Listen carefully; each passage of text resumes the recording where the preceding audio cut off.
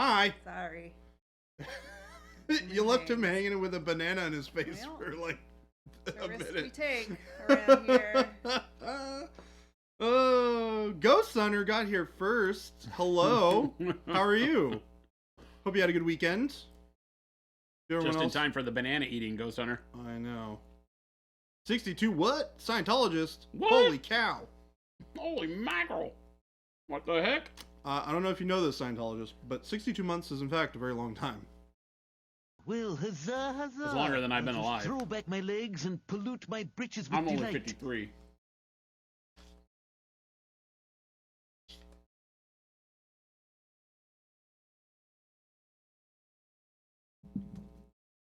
Scientologist, Three, thank you four for and the a half. sub. Yeah. It took you that long to get the math done. You're like... I figured out the math. I just stood to make it awkward for a minute. Ghost Hunter says, I'm here for the banana, but I need more eye contact. That was not enough? Give him more There's still more banana to be had. There is still more banana to be had. Hi, Wad. How's it going? What's going on, Wad? How's everybody doing? Hope you had a wonderful weekend. You know, as far as weekends are concerned, it was pretty good. I certainly cannot complain about my weekend. We sat here and spent all Saturday working on our game. Oh my gosh, Megalodon Jaws has the worst name I have ever seen as far as color is concerned. Why is it black on On black? this stream? How did you get to make it black? You can choose whatever color you want, but I don't think it I think if you don't choose a color, it just randomly gives you one. Ninja Shark. Did you do that That's on purpose? awesome. Even when I put my mouse on it, it's still hard to see. Hi, Megalodon. It's hard to see, yeah. How's it going, man? We're old and blind. You gotta help Wad us says, out. I want to murder my coworkers, but other than that, doing all right. Please don't. I've never chosen a color. It just picks one random for you Yeah. every time you go into a stream. It is funny that you always get like super dark blue, and then all of a sudden you get like black text on black background, and it's like I could only tell because I can visibly see the Jaws part of it, and I can see the M. The rest of everything in between that, I don't see. Megalodon on a 3-stream streak. Nice. Thank you, Twitch, for letting us know. Scientologist said this is a family show. Banana eating is against terms of service. Is it? I don't need that kind of negativity in my I life. don't think so. Bananas are delicious. What is being assembled? And The Duke. A great source of minerals and vitamins that you don't get from other sources. The answer to your question, the Duke, is that I'm not really assembling anything, actually, as these models are one piece. That's just what they look like. This is just what they look like. I am, however, going to finish painting them and then clip them all out and stick them on little bases, like these little guys. Oh, so there's like multiple. Yeah. figures What is that, on one Warhammer piece. for ants? Yep. Yeah. You know, ants would feel right at home at this scale. Monument Jabe. Tiny Those Marines. bases are sick as heck. They're pretty cool, man. They're pretty easy too. Jabe's just jealous. I mean, Jabe could easily paint these. I do love that they come with their own. I don't know, man. That's saying a lot. bases. This is Gabe we're talking about. Gabe is a capable painter. Gabe would have to actually pick up a brush, though. Yeah, what the heck, Gabe? Where's your brush? I gave him crap the other day. Jabe is jealous I gave him crap the other day. for not painting. Not painting. Oh. Yeah, he's capable, but won't do Won't it. Hurts my soul. Tiny Marines. These are actually not even tiny Marines. These are tiny humans. He's doing Little his fighting solar men. auxilia. Yeah. Imperial Army dudes. To follow up all of my teeny tiny tanks that we finished up last week, which I am very happy with how they turned out. These look really sweet. Got the cool little Chaos Star freehand on there. Got a couple of different styles depending on the type of tank. Guys here. Yeah, these look sweet. I'm very happy with how they turned out.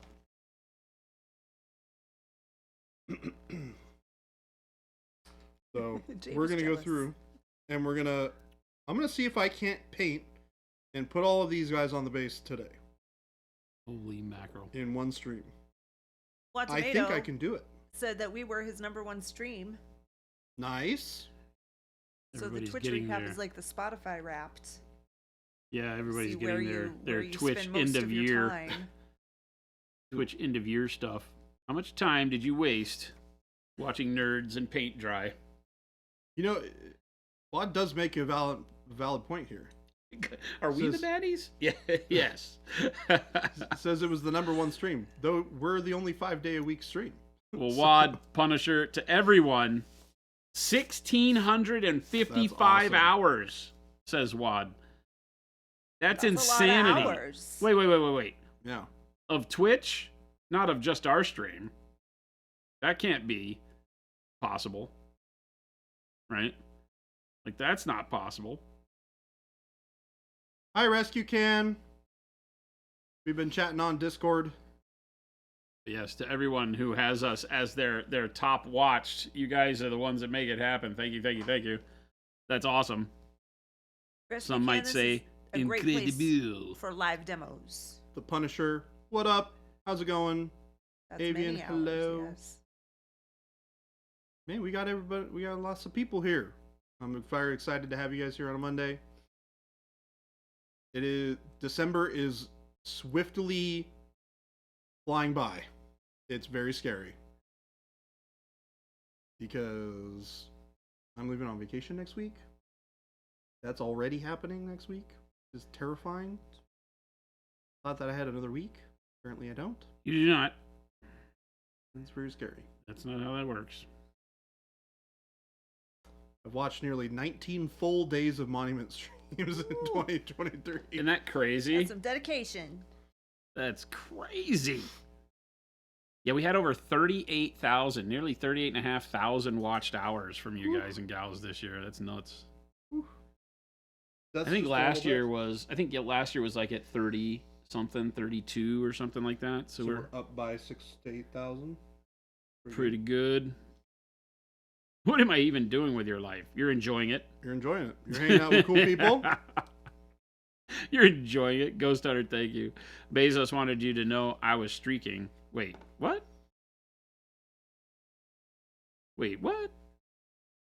T. Schmid, you want to paint some epic scale stuff? Seems like it could be a good result for pretty low effort, but I need a new game like a hole in the head. Like, I mean, like you need a new hole in the head? Yeah. You know that expression? Are you going to help the person from Discord? Yeah, Okay. I can help. Yeah, I gotta get something that's better to show blending on Than than little guys. little teeny tiny tanks. I think Well, we layering talked about was the big question on that one. Yeah, it was how to thin paints properly. Well, and to build up light colors too, because Exactly. I think a lot of the problem that I'm seeing on that is just too many layers. Too many. Hey, Jason, Let me do you find want, something good. this is not stream related, but I have to get this information together. Do you want a drink ticket for our Christmas party? I don't know. Okay. We got an old cat. That's a Phil. Yeah, what's up? What's up, Mr. Phil? Monsieur Old Phil. cat, but he's the new guy, Phil. Monsieur Good Phil. lord. Yeah, how does that make sense? I need somebody to explain to me how the old cat is also the new guy. Monsieur Phil. How are you doing?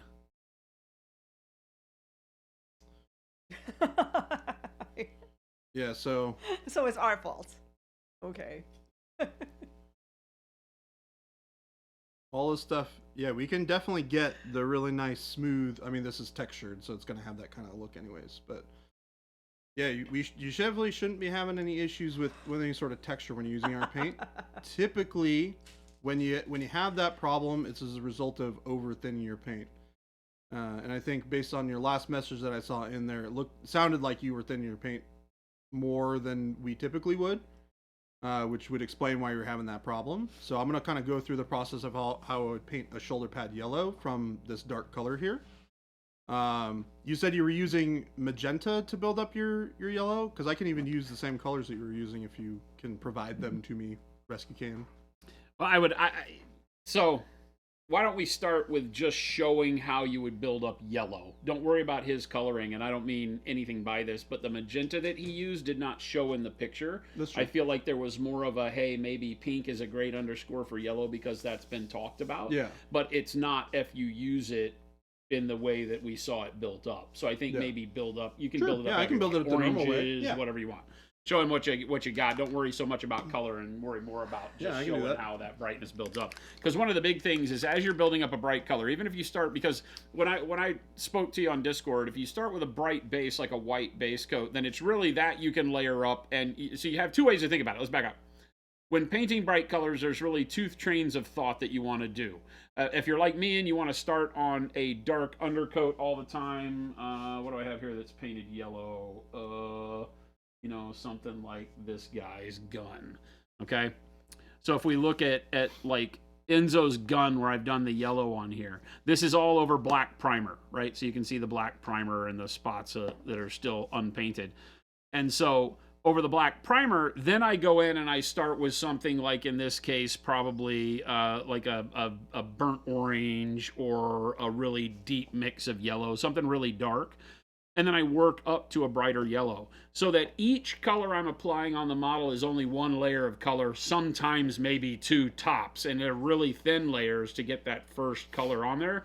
Then you go with your next higher brightness color, then your next higher brightness color, but you're retreating that brightness into a smaller and smaller area every time you go. So you're leaving a dark color behind, and then you're getting brighter as you move towards your light. So no one color covers the whole surface more than once, really, right? And they just start dragging towards the front, where my brightest color of yellow up here at this very corner only exists in this really small space. So there's never enough paint being applied to any one area of the model to build texture. That's the whole key with acrylic painting, period. Okay, so I don't care what color you're doing. Prime, we'll get to your question in just a second. I don't care what you're painting, what color you're painting, any of that. That's the whole key to painting with acrylics, is going to be to layer. Now there's many ways to layer it to get to that, but that's how you're going to want to do it. So you're never building up more material on any given part of the miniature than you need to achieve the color you're going for, right? But give yourself the basis for getting there. And the way that I'm doing yellow on him off of a black base is that I'm building up brighter and brighter colors, so my yellow is getting brighter as I move along. Okay. Now, if I were to build up yellow, like say over white, I would not do all those other colors. I wouldn't start with the same orange. I might just go straight to yellow, or I'd probably want a little bit of shading. So I'd probably use like a darker yellow and then a bright yellow, right? But again, only like maybe one layer, because you don't need to use as many layers when you go over a bright base. And Jordan will show you that, because you just get that color immediately. And the white acts as the opacifier. So you're just barely skimming the top with like yellow, and the whole thing becomes yellow. And as you want it brighter, you can put a little bit more, but you're not doing the whole area every time. Because at some point in time, it doesn't matter what your base color is. If you put so many layers over the top of it, you've now obscured it entirely anyway. And the idea is that a bright white base coat or a bright color base coat allows you to use less layers of paint to achieve the brightness, because the white's giving you that brightness underneath. Whereas the black does the exact opposite. One layer of paint over black makes that paint seem even darker. And so you want to start dark and build light, but you're never trying to put the light color over the entire area. So, Yep. Helios Prime said tried Well, finding a video huzzah, tutorial. I'll just Prime, throw back my tried legs finding a and pollute tutorial my video, britches with but delight. how do you use your transparent paints? And Route the Great, thank you for that, sir. oh yeah, we've got there's videos on YouTube with us using the transparents in depth, and then we use them here all the time. So stick around and you'll see tons with transparent paints here. Oh. Bot doesn't seem to be working. Bot's not working.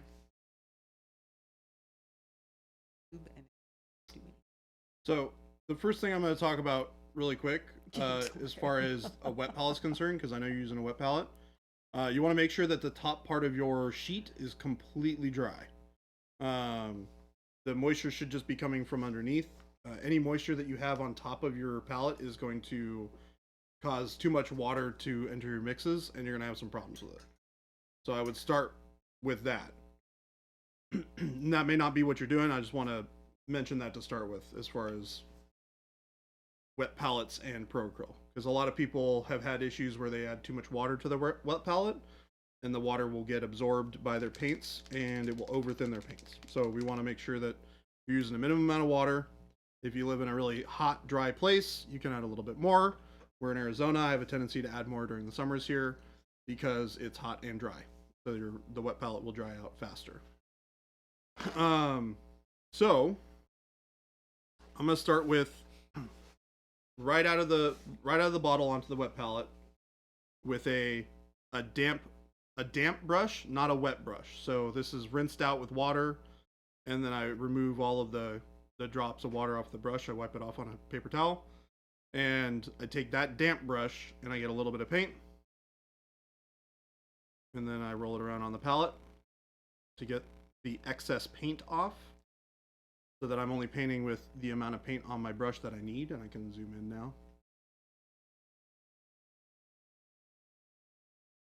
And then I usually will remove a little bit of excess on my thumb palette as well, and then I'll base coat with that. And it's a really thin application of paint as far as viscosity is concerned, but only because I'm adding a very little amount of paint from the amount that I pulled up from the palette. It's not being thinned excessively, but you'll notice when you use it like this and you apply a little bit at a time, you're going to get really nice coverage with it, and you're not going to get any of that chalkiness. So I'm going to let that dry really quick before I do the next layer. And that's using dark umber.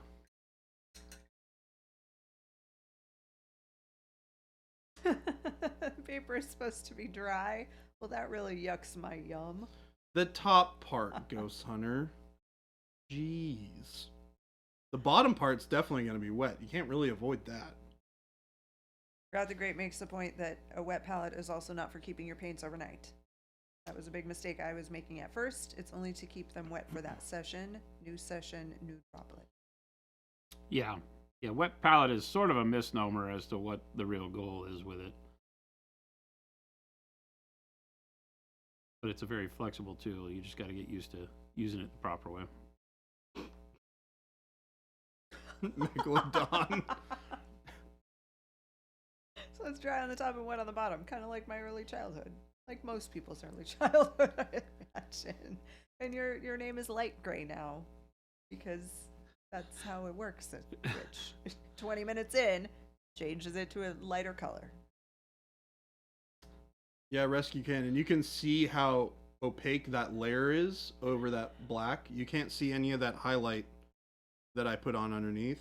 You can see it. I can see it here very, very faintly, but only because I'm in person. I'm not even sure the camera is able to pick up that little spot right here. But that's how opaque the paints are going to be for most of them. Some of them will be less opaque. The yellows and the oranges are definitely going to be kind of where you're going to run into issues with that. But we're going to build up some other colors ahead of time to help those colors give you more, if not opacity, more tinting power. James Meeks, hello. James Meeks, what's up? We're gonna see James Meeks tomorrow. What? Oh, Nope. yeah. James Meeks, newest member of the Monument family, I Newest think. Oh, member my of the goodness. Monument crew. Look at that. I'm having to add a bunch of texture in here because it's all flat plastic like GW likes to do, so. All right, so I'm grabbing a little bit of the paint here. I'm going to create a new mix here. Just mixing a little bit of orange. And this is the same thing. I'm not adding any additional water to this. I'm basically using this right out of the bottle. The only water that's being introduced to this is water from my damp brush. And, you know, when I'm getting rid of the brush, you know, this is a fully wet brush. You can see I just rinsed it out. And I'm removing all of that excess water. And this is what my brush looks like when I'm using it in the paint. You can still see a little bit of that sheen because it's still wet, but there's no droplets of water on here. It's just a little damp from, you know, being dipped in water. So you definitely don't need to add additional paint into your droplets on your wet palette to thin them additionally. The water that it's absorbing from underneath in the sponge plus your damp brush is more than enough. What's your brown? Is it dark umber? Yeah. Yeah, dark umber. Yeah. Tishman. I'm trying to keep it to basically colors in the base set, because from what I was able to ascertain from our previous conversations, it sounds like Rescue Can only has the base set, especially with the colors as I was seeing in the backgrounds of the photos and videos and stuff. So Route the Great said, so it's now confirmed you need a J name to work at Monument. It did seem to work out that way. you can see I'm removing all this excess paint off of my brush here, and I'm going to apply it over the previous color where the highlights would be. Dog Plague and Wild Tomato, we'll get to your questions as well. Jordan has finished this demo. You're still working with Rescue Can, right? Yeah, Okay. yeah. I mean, I'm doing one layer at a time, so we can Okay. answer some questions while this dries. Well, the Rescue Can has a question. Oh yeah, go ahead. This is a question for potentially later in the process, but how would you go about creating a wash or glaze with your paints? Given the issue with too much water, would you suggest including a medium? Yeah, we make a fantastic medium for doing exactly that. We call it, ironically enough, a glaze and wash medium, which we have in these larger bottles here. But understand, number one, that's not a requirement. There's no Yeah. problem with our paints and water. The issue is that our paints are formula. Okay, so we make our paints. It's not a formula that anybody else has. It's ours specifically. A lot of the other paints in our industry are made based on a predisposed way of making paints that stems from unified paint manufacturers that a lot of people share, things like that. They're not all like that. They all have changes in there. Every paint is a little bit different. But our paint is formulated to act like itself and not like anybody else's. And so you need less thinning, because as the guy developing the paints, my whole goal was to have it be to where you spend less time on your palette, more time on the model. I want to be here, right? I want to be brush touching model and putting color on the model, not over here on the palette messing around with it, having to get it to some specific thinness, not having every paint thin differently. So what you're going to find is that if you add the same amount of water to our paint that you might have with Vallejo or whomever you've used in the past, you will find that they will be more suited for glazing, because they will get to that glaze consistency quicker than other paints you're used to using. Then if you try to use that more glazed consistency paint to build up to opaque colors, that's where you get that chalkiness that you saw, right? So it's not a problem with the paint or your process, it's just don't thin as much. Like we have a video on the YouTube channel that shows me thinning for painting, and you'll see the ways that I thin. I don't ever add any water. I use a dry palette. This is a piece of glass, right? So I use a dry palette. I don't ever add any water other than the moisture on my brush itself. That's it. 100% of my painting, that stuff that you'll see me do, all of it is done with only the moisture on my brush, right? No other, and you'll never see any grittiness or chalkiness or anything like that. And I don't paint in a ton of glazes, right? So to kind of bring it full circle, I typically, and Jordan typically, we will paint with our paint with literally right off the palette, wouldn't you say? Yeah, 90% I do. of the time? Yeah. And then you just add water to turn it into a glaze. So when you're saying that, hey, how do I do a glaze? Do you have to add a medium? No, I rarely, if ever, use the medium. The medium is great for learning how to glaze. Once you get used to it, water works like a champ.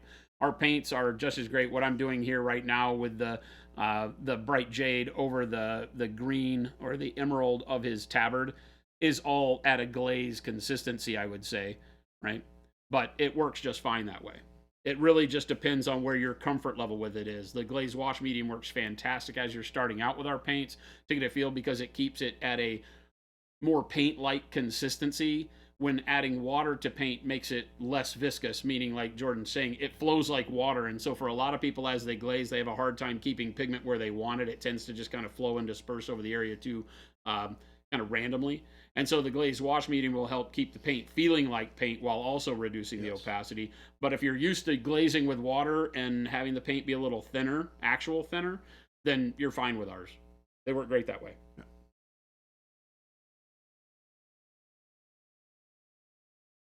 Goobertown Hobbies, hello. What's Brent. up, Goobertown? What's happening, man? And there were a couple other questions. Are you still good, Jordan? If I Yeah, throw you a can couple you extra can go up. Yeah, questions in there? I'll Okay. explain kind of as what I'm doing as I'm doing it, but Okay. I'll intersperse it between you. Okay. answering questions. So Doc Plague MD would like to know, how did Jason get the bright yellow green over dark purple to come out so warm looking on these fellas? I guess. Did you try to do it and not have the same thing happen? Let me know what you're experiencing if you're trying to do it, because the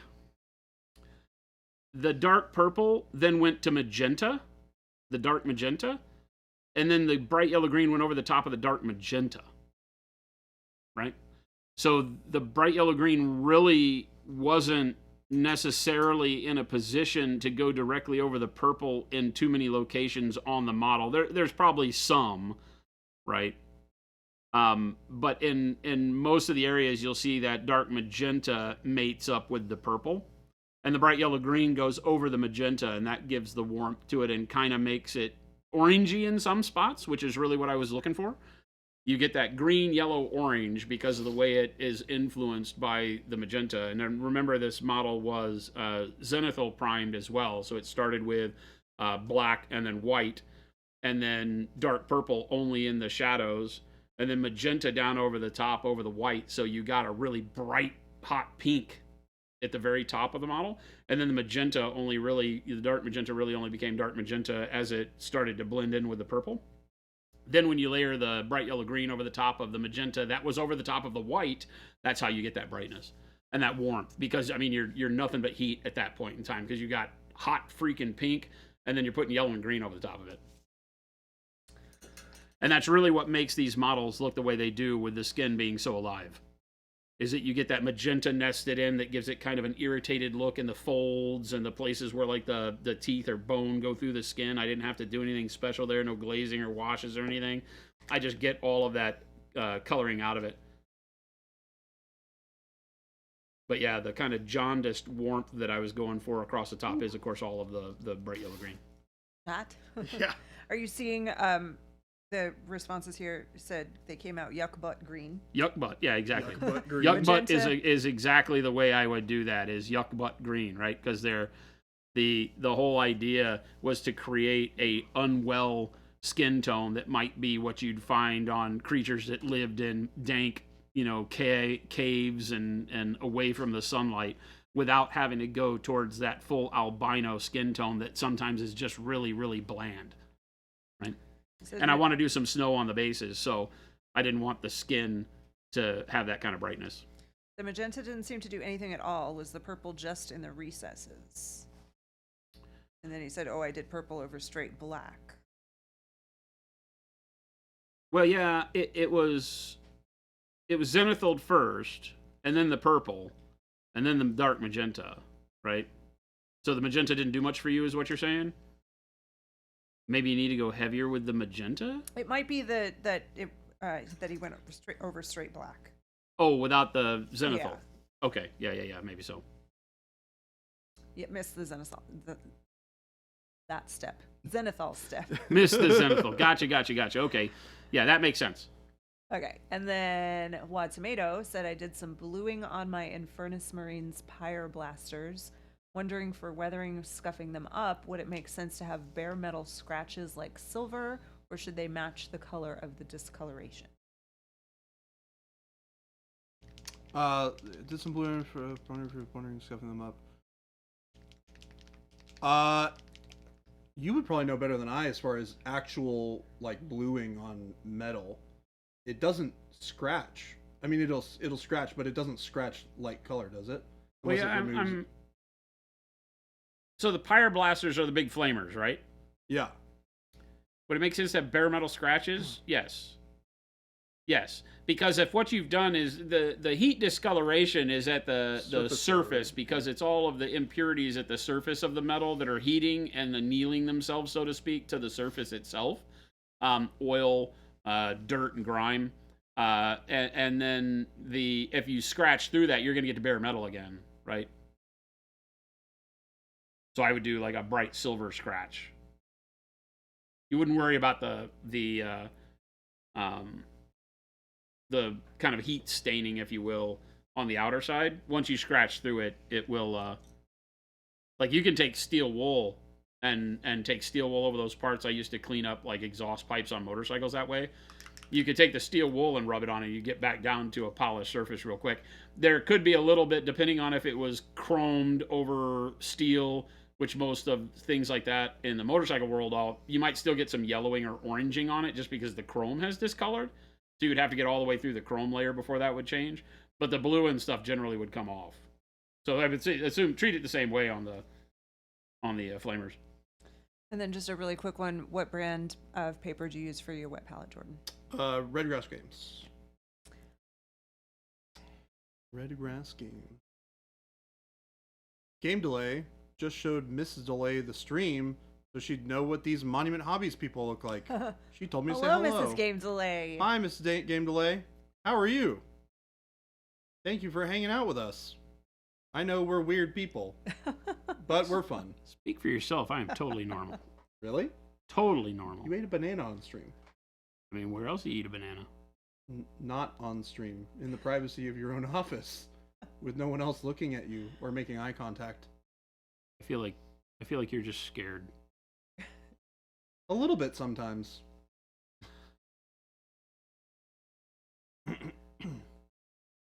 She's never even heard that. Jason makes long and disturbing eye contact. Only if you catch him. Only if you catch him on a good day.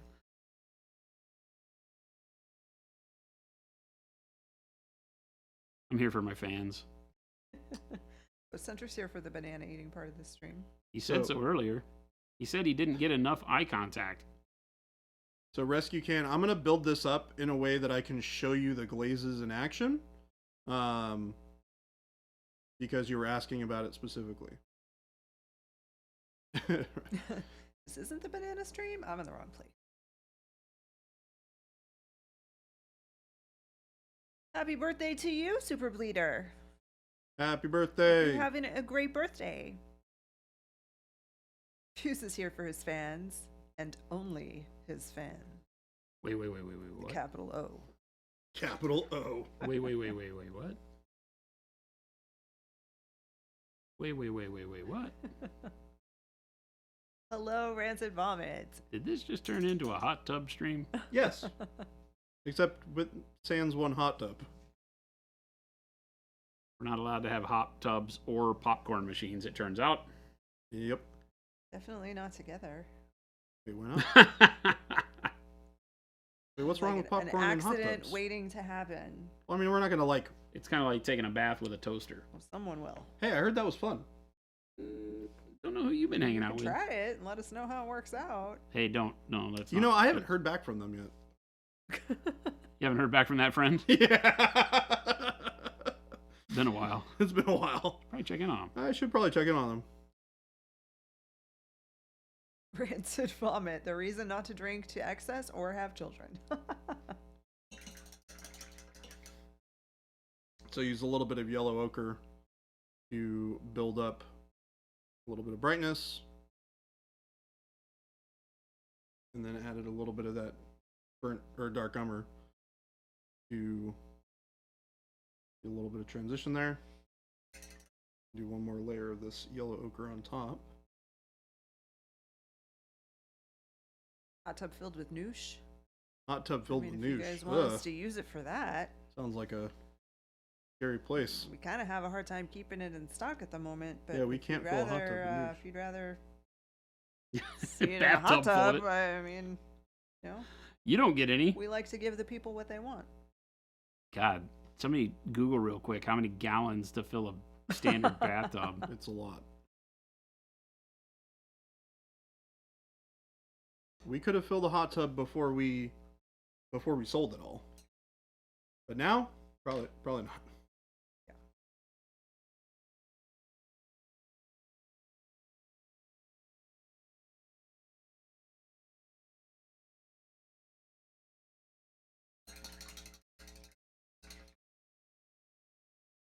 And every time I apply paint to this model, Rescue Can, I'm using the same level of thinned out paint that I was using during the initial steps. I'm not thinning these paints any more than I was normally. The hot tub would pay for itself after a few streams, said Omicron. Are you sure? Who would have to be in the hot tub? A good question. Or could we just have it running in the background? That would be so funny. Because that would be... That would be so I'd funny. be fine with that. Taking a bath with a toaster is really tingly. If you Please can don't. feel Please anything. don't. Please don't. No popcorn or hot tubs. What kind of monsters run that place?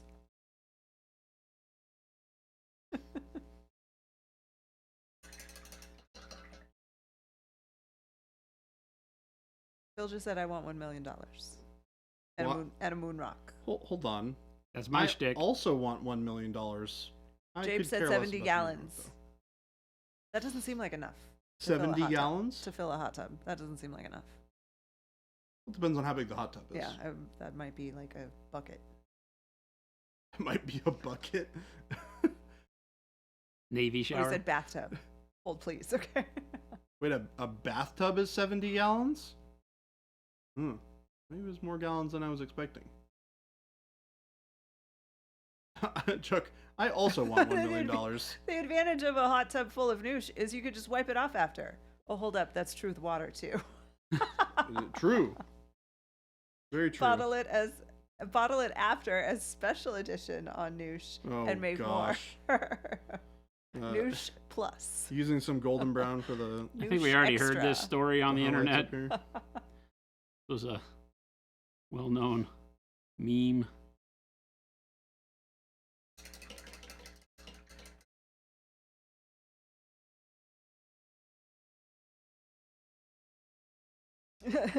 Christmas sushi. Next video. We took a bath in noosh and we are looking weathered. Oh my gosh. You know what's funny? He might actually consider doing it. This is coming from the guy who... He had a lot of fun with their noosh video, Yeah, he did. by the way. It was pretty great. To make a complaint to HR about not having a hot tub stream. Good luck with that. Yeah. She's off treats right now, so She's she's a little off. surly. Yeah, she ain't worried about our problems. Hot tub is 300 to 450 gallons, said Phil. Oh my goodness.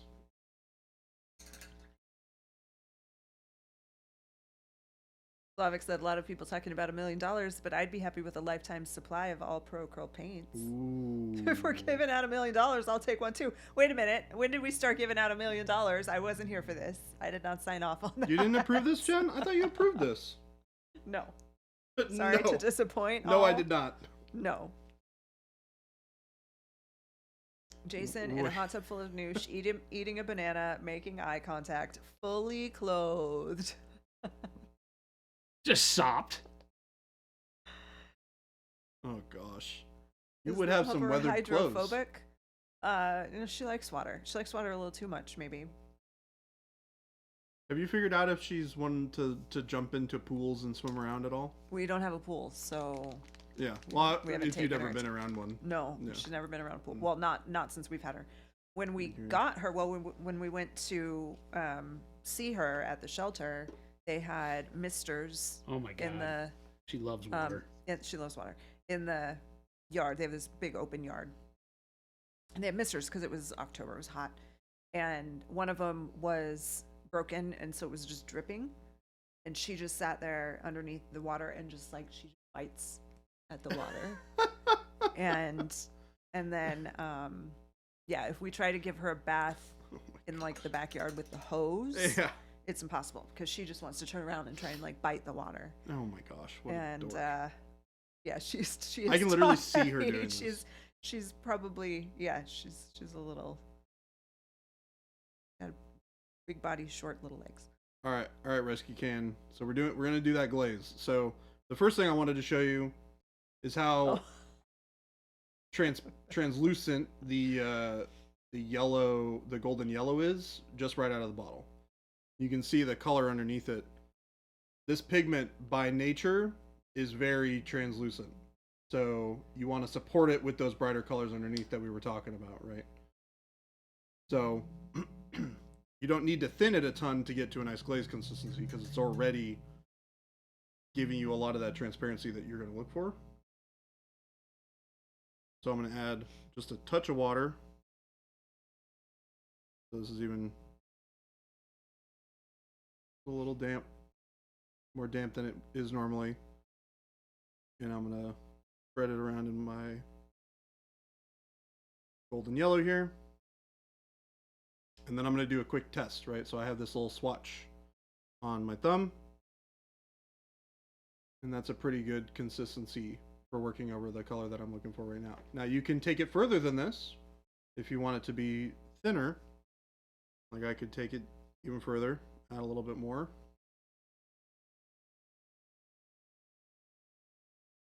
And we can make it even more transparent.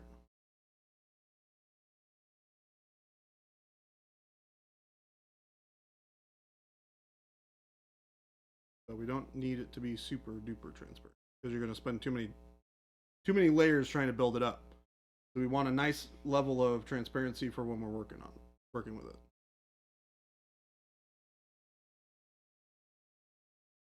I'm just going to apply this over.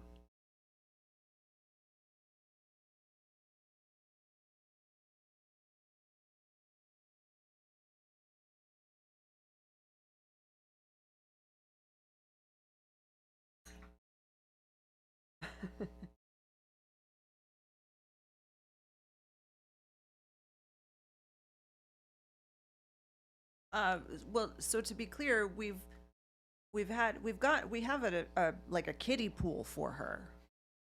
And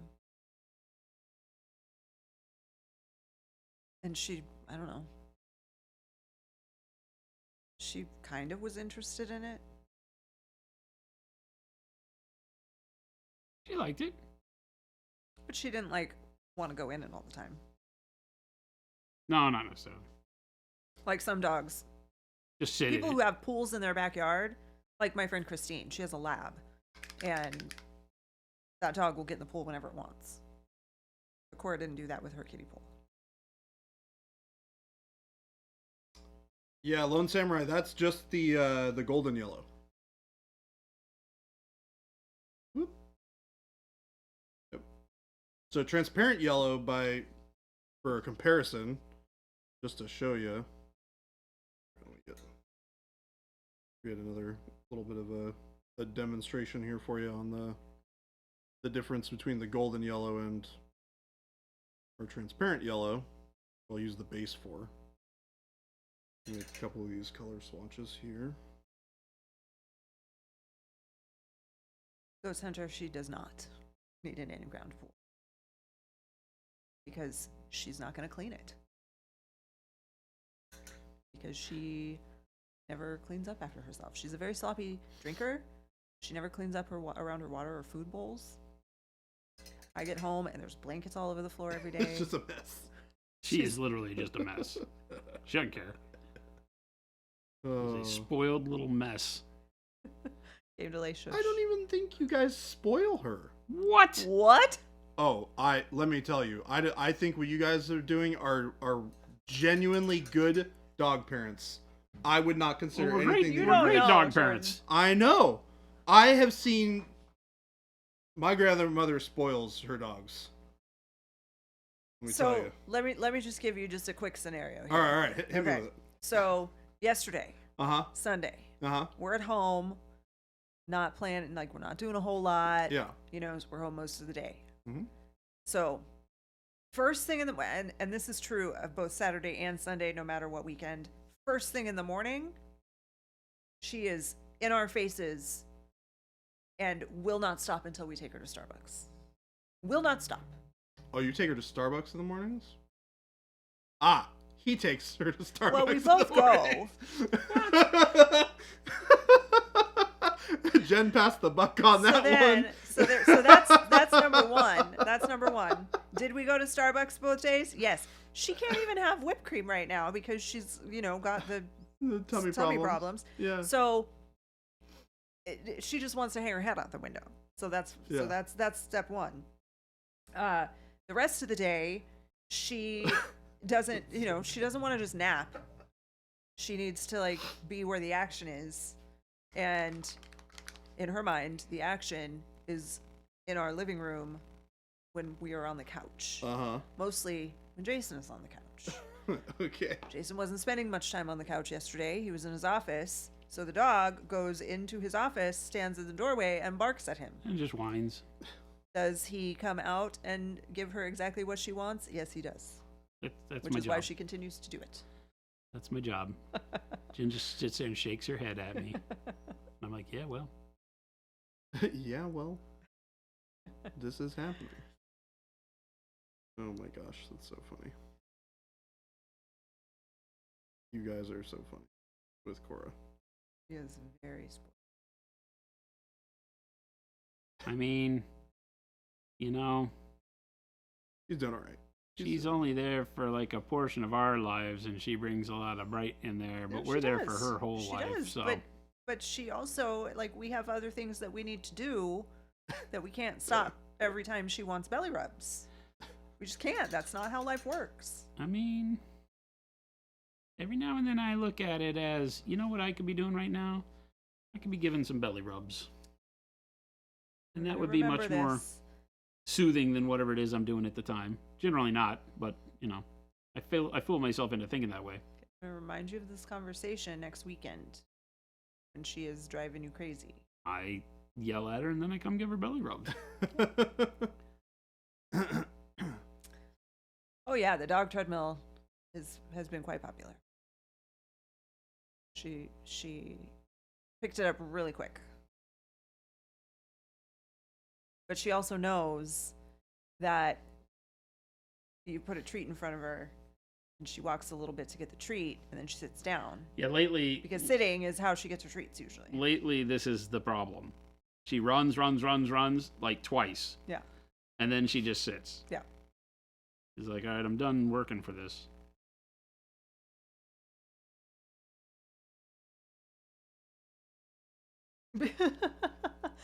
Dickweed said Baby J needs frequent car rides to stick his head out the window too, or else he gets grumpy.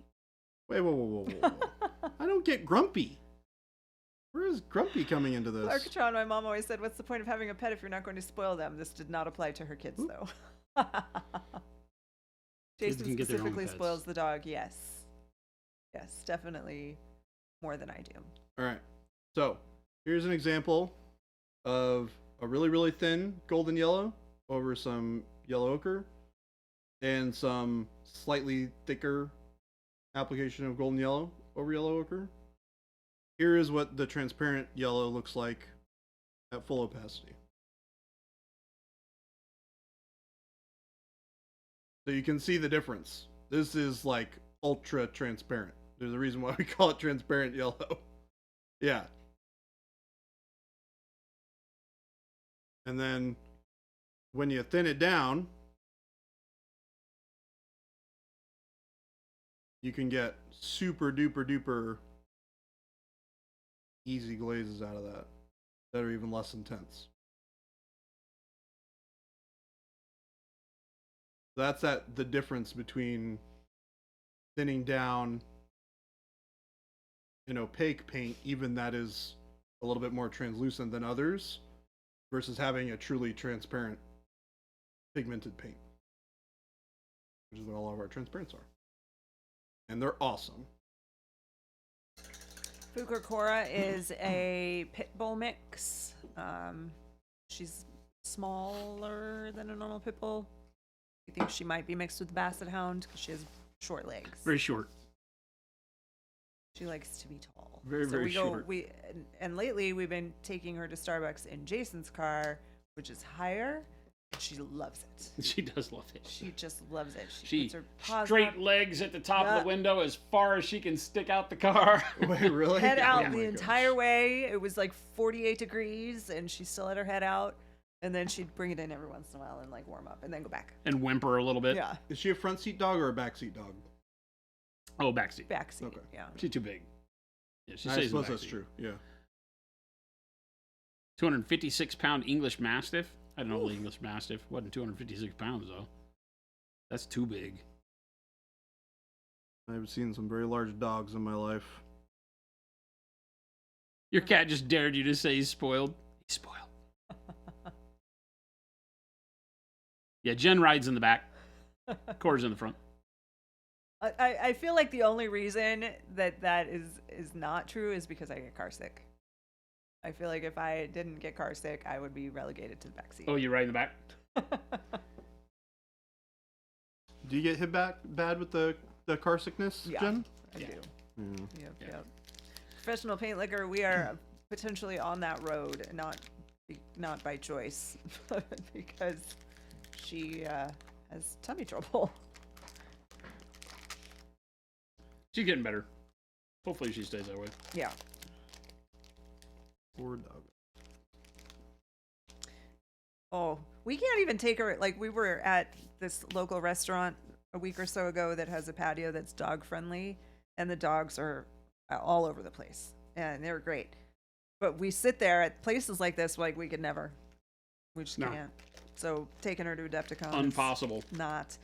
We used to bring her here when we well, not at this location, but at our old building when we first got her. We would bring her to work. She didn't even like that. So as much as she wants to be around us, she does not enjoy being around all the activity, I think. Yeah. I mean, And she I doesn't can't love even all imagine. people either. She's kind of selective on who she, Gives her love too. yeah. But when she does love you, she's very aggressive with her love. I do want to meet Cora one of these days. Say that now. I do. He's the most loving disaster of a dog. Yeah, She will is. hurt you No. with her love. No. I can give lots of love back. We've both been the first like while we brought her when we first got her and we're bringing her to work, she was letting me know that she didn't want to be here by biting my arm, like Oh. not breaking the skin, but like Yeah, hard, like just play like biting, yeah. trying to grab my arm. I had bruises all over my arms. Oh, jeez. Yeah, no, she's She's aggressive. powerful puppy. She ran into my shin with her like real hard head, and I have a big bruise on my leg Oh right my now gosh. from it. Yeah, she's Cora. big. Cora. She's heavy, strong. Super strong. And Rescue Can is leaving. So let me get up here Oh, to I haven't seen say. Just want to say thank you so much for all of the conversation and help on Discord. Of course, doing the demonstration here. I'll check out your YouTube as well and practice more with your paints. Really appreciate your time. Yeah, absolutely. That's what we're here for, Rescue Can. Feel free to ping me with questions if you have any. I'm happy to help. Yep. Anytime. Literally one of my favorite things to do. Delay said I have one child who can drive that doesn't get me feeling sick if I'm in the back. That's the 16-year-old, not either of the older kids. So only one out of your whole family can you ride in the back because you get car sick from everybody else, if I'm reading that correctly. You know what's weird with me and car sickness, because I don't really ever get car sick. I was randomly getting car sick, and I think it had to do with the suspension in my friend's car. Anytime I would drive in his teeny tiny little car in the back seat, I would get really bad car sickness. He had like one of those little teeny tiny little electric cars. I don't know if it was like a Chevy but they're like real small. They're like not quite Mini Cooper size, but they're like just a little bit bigger. And the suspension on that thing sucks. So anytime you hit a bump, you're going boom chink crazy. And so I think for whatever reason, the actual like bumpiness is what really triggers my motion sickness. But everything else is totally fine, which is really weird. I think mine has to do with my eyes. Oh, 'Cause interesting. I didn't, as a kid, I would get car sick, and then Same. I was fine. Yeah. I mean, I probably grew out of that at like, I don't know, before I moved to Arizona. Mm-hmm. Because I know that once I moved here when I was like 8, we would drive back to Minnesota, and I didn't have any problems.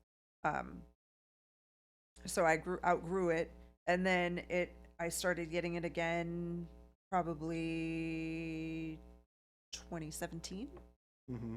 just out of nowhere. Just out of nowhere. Yeah. Started getting car sick. Yep, it You- was when I and- was traveling a lot for work, so I don't know if that contributed to it. Huh. I get migraines, and if I have Yeah. a migraine, that definitely is I there are times when I can't even walk in my house. Oh you know, gosh. so. Yeah, migraines are wild. My dad always used to get really bad migraines, and he still gets them, but he would be out of the count, like just couldn't function Yeah. for like a day. I am very lucky that I know how to treat them, like Yeah. what works for me personally to treat them, Yeah, to where I can at least be function. functional. Yeah. Yeah. Always trust a dog. If they don't like a person, there's a reason. That is true. Mm-hmm.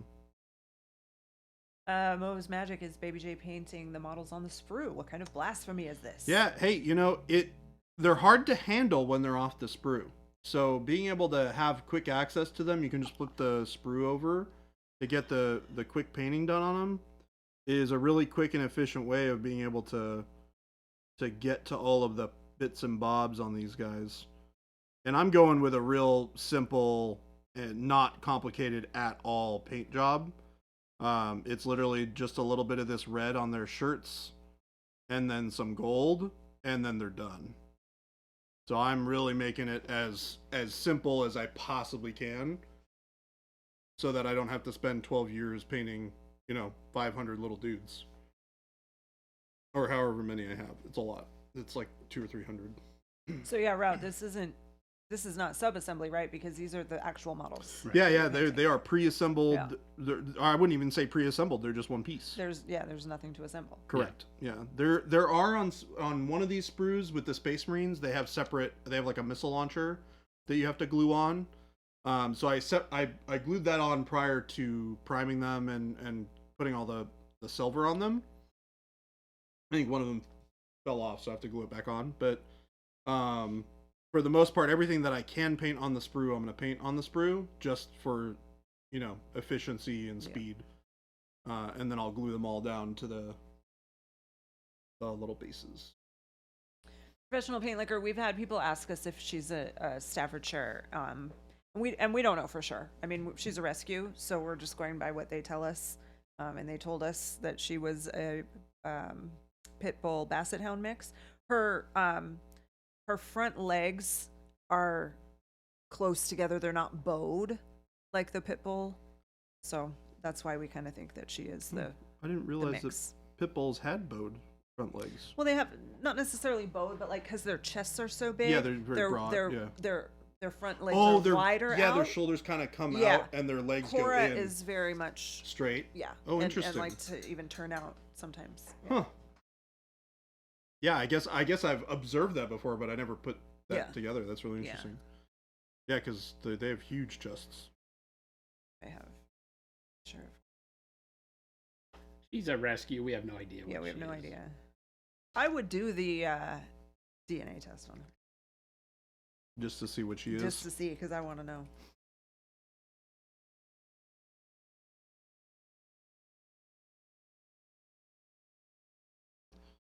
Yeah, she has all the points of a Staffordshire. Yeah. But they said Bassett, but they didn't know anything about her history, so that Yeah. doesn't mean anything to me. Really don't They know couldn't for tell you sure. where she was from. They couldn't tell you anything, so She just was there. they could tell you what other town she came from. Yeah. She had been through the The Yuma Humane System. Society. So how did you guys pick her? How did you? Was it just one of those I like? kept you seeing knew? her. Yeah. So Yeah. we were talking about we'd had a dog Mhm. and we said goodbye to her in 2018 Yeah. and then we were without a dog for a couple years and then COVID, and so we weren't going anywhere because we were like, oh well, we don't have time. We were business was growing and Right. so we didn't have time. Well, then COVID happened and we weren't going anywhere. I'm like, Mhm. let's get a dog. And so we did. And I got Jason. First, Jason was very reluctant. And then I said something about Basset Hound. He's like, well, I'd maybe do a Basset Hound. And I was like, oh. So then I start like aggressively looking for Basset Hounds. And then so I just signed up for alerts on different pet finder websites and at different shelters and stuff. Mm-hmm. And I got an email that had her picture in it. I saw her, the shelter posted her on Okay. their social media. Mm-hmm. And then one of my friends shared that post. So she just kept coming up. I'm like, this is our dog. Like, we're meant to have her. So Yeah. we there was a point where we were at our old building, and it was just me, Jason, and Ruben, and Black Wolf from Stream here from chat came in, and he had his dog. He has a service dog. And we were talking about it, and he's like, that sounds like a really cool dog. I showed him the pictures, like, oh my God, that's a really great dog. If you guys don't get her, I will get her. And Jason's like, all right. He's like, we can go look at her. I'm not letting this happen. He's like, well, we can go look at her if we can go today. So I'm like, I'm calling, because it was all appointment only because it was COVID. Right. And they got, like, yeah, we can have you, we can meet with you at whatever time. And I'm like, okay, we'll be there. So we went, and And then you they had a brought her whole out, and we didn't take her home that day. We But thought you about it. decided. We left and thought about it, Mhm. and then we went back because she immediately took to Jason. Yeah. But she was doing the thing to me where, again, and we didn't know, she would grab my arm with her mouth, Uh-huh. and so that now we know she just wanted to play. So I was a little nervous. I'm like, okay, well, we need to make sure she likes me too. So I would like to be able to spend time with her by myself Uh-huh. to see. And so we went back maybe the next day, and they took us into a smaller area instead of the big grassy area. And I was sitting in there waiting. They brought her in, and she immediately came up to me and put her head right on my lap. Oh. I'm like, okay, done. She's our dog. Oh, Now she's our dog. that's funny. I love dogs. Dogs are That is great. the story of Cora.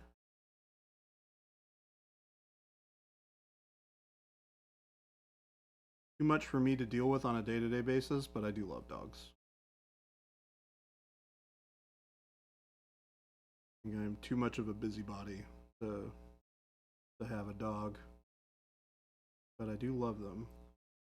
Megalodon, gotta go hang with the wife. See you, Enjoy Megalodon. time. Take it easy, Pete. Thanks for hanging out. A couple questions from Game Delay and James Meeks about the mold lines on those, Jordan. Yeah. Are there any?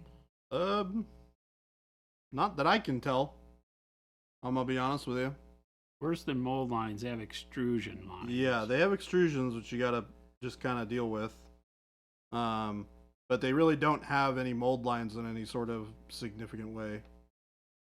Not at least enough that I would care about. I mean, even the tanks were pretty clean, to be honest with you.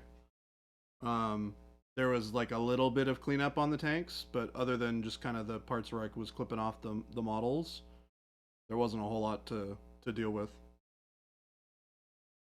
They're pretty smooth and an easy process, all things considered.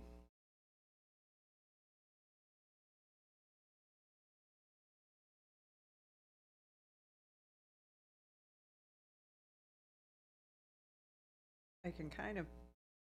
This is the original picture that the shelter posted of her. Oh. So you can see her legs, how short they are. Yeah. Oh, gosh. My girl. The cutie.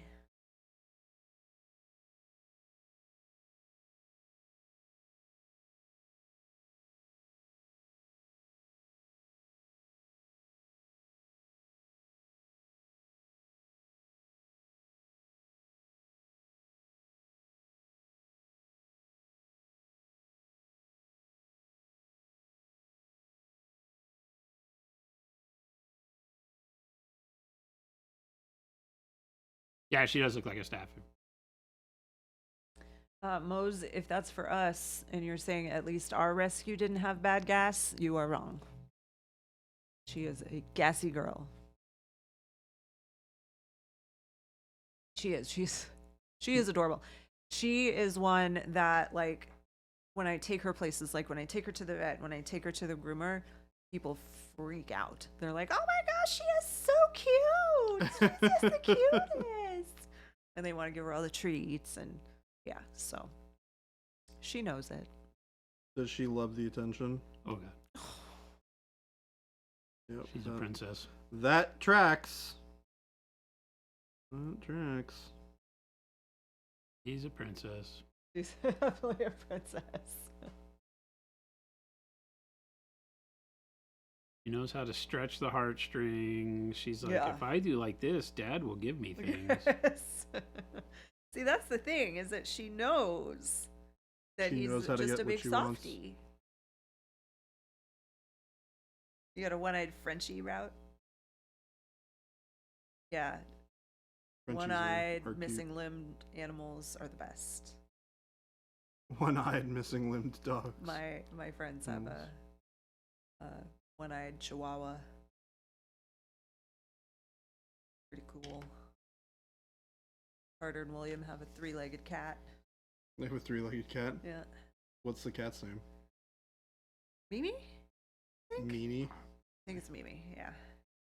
I have not paid attention. I was a big cat fan. You said the only cat that you really had an attachment to is what, your mom's cat? Yeah.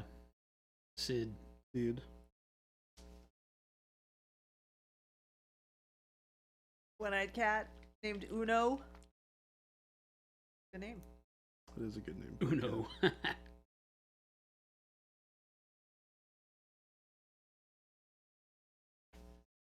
Cats are funny. Oh, the six toes. Yeah, that's those are like Hemingway had six-toed cat in the West. My cousin had a six-toed. Six-toed cat. That's interesting. Big fan of pets that don't make your eyes itch. Yeah, those are the best ones. Sometimes a little bit, geez, We've a got little 4 bit of cats, itchy but they eyes. only have Fine. about 3 brain cells to share amongst themselves. Those are the best cats. They get too many brain cells, then they get an attitude. Take over the world if they had too many. That's so true. All they need is opposable thumbs and we're doomed. Yeah. Baby Penny is a border collie, mini Aussie, and corgi. Oh my gosh. My Throw best corgi in there, and I mean, how cute is that? my best buddy out in Seattle, Hayden, has a cat with the funniest name. Wolfgang Amadeus Wolf. He's a black cat. I do like cat or like animals with very detailed names. Yeah. I do like that. And they just And call I him used Wolfie. to not like. I used to be very against animals with human names, but now I love it. Yeah. Like I want to get a dog named Dave. Dave. Yeah. Dave Growl. Dave Growl. If we ever get Cora a brother, his name will be Dave Growl. Dave Growl. Oh man. There was one in my group, the executives group that I'm in, that was being rehomed because some people were moving and couldn't take him, and looked identical to Cora. Oh, But by the time I saw the post, he had already been snatched up. yeah. He was like, We've he was seen perfect. He was like, yeah, he was like 2.5 years old, house trained, you know, perfect around kids, you know, the whole nine. Yeah, I've was seen like, a "Ah, few rats." that look similar to Cora. That black with the white patch in the face is pretty typical. Yeah. Yeah.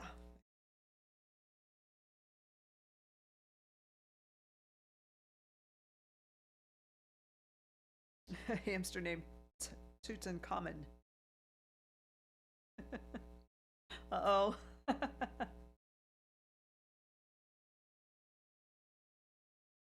Well, give her belly rubs from me, Broken Chef.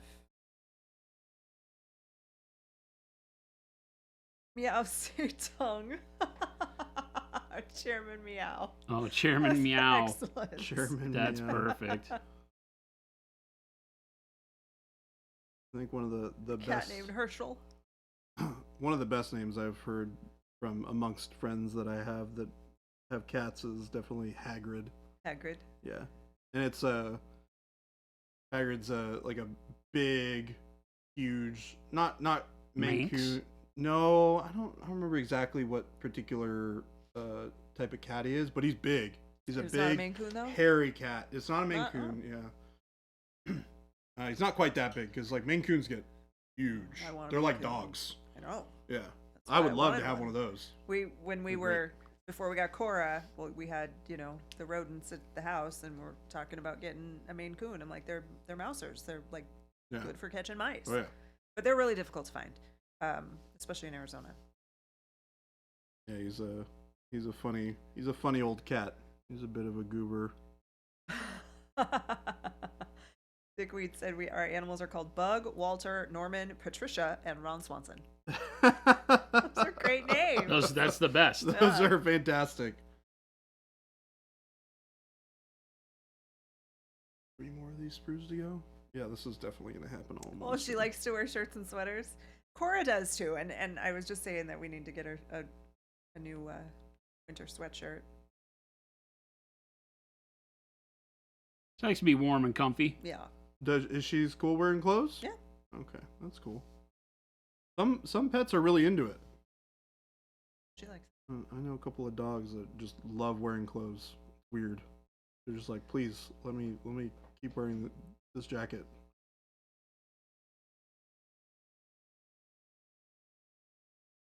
Not gonna run up to you and be like, "Hey, put my clothes on." Yeah. She doesn't mind it when you put them on. Yeah. All right, the next step that I'm going to do on this red is with upside down orange, so don't get jealous. You'll never be able to recreate this at your own place, Upside down but, orange. you know, get over it.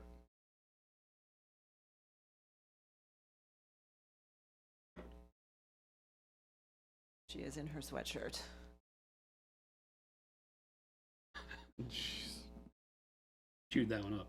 She chewed that one up. That's why the sleeves are cut off.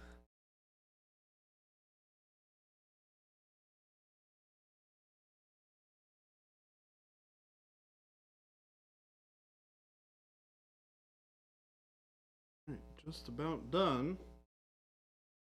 Oh, right, I gotta do this guy. Hello, Jordan, you can't forget the teeny tiny little guy that you clipped out the other day. For some reason. Talking to himself again, Chad. I am talking about, well, I mean, aren't we all talking to ourselves technically? It's not that weird, right? It's a convenient way to seem like you don't need an intervention. I don't need an intervention. Things are fine. I don't have a problem. You I'm have a problem. totally normal. Have you met me? I'm normal guy Jordan. As long as the voice doesn't talk back. Yeah, when the voice starts talking back to you, that's when you start having problems.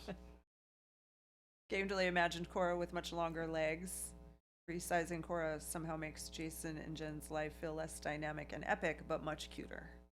She's very cute. And confirmed. Cute dog. Alright, what the heck color did I use for this? That looks like Some people don't have an internal voice because they just let it out. dark yellow green. See how red I am. I suffer from that.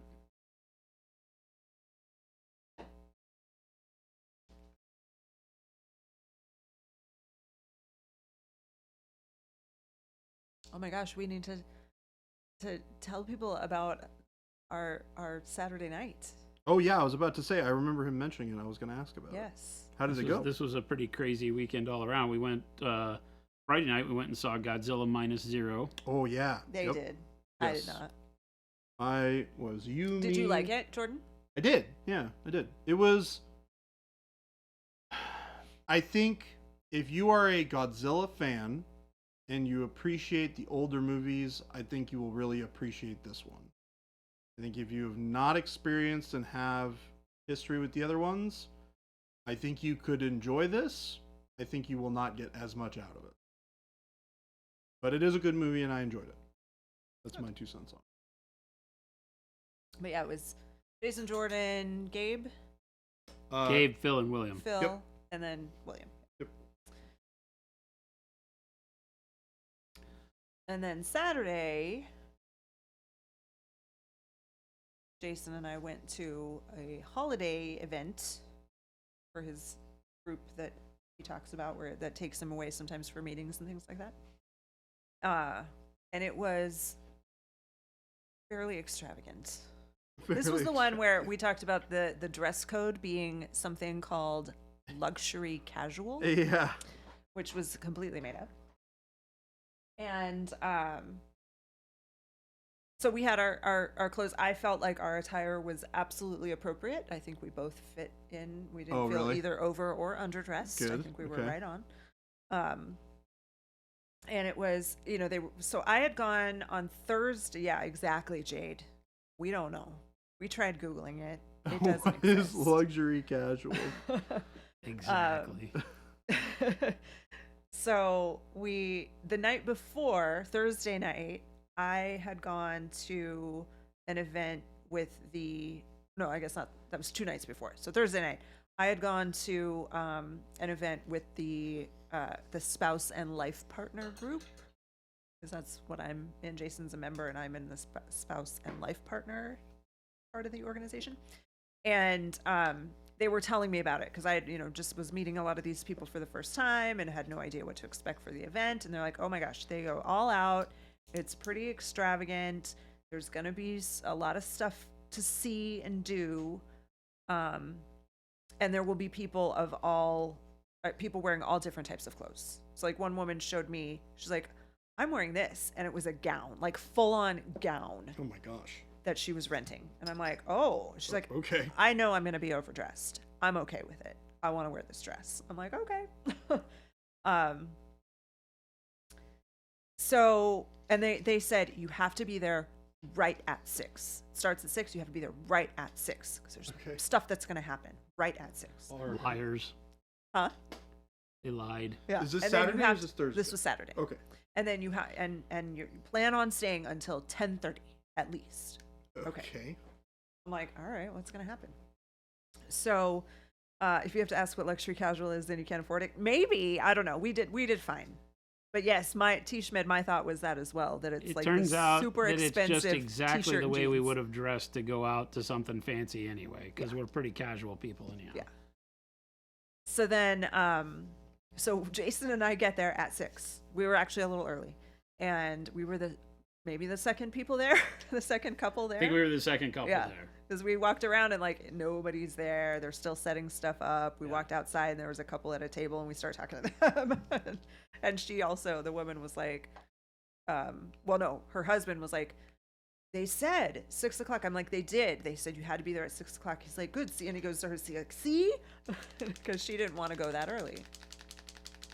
So the first part of it was a circus theme.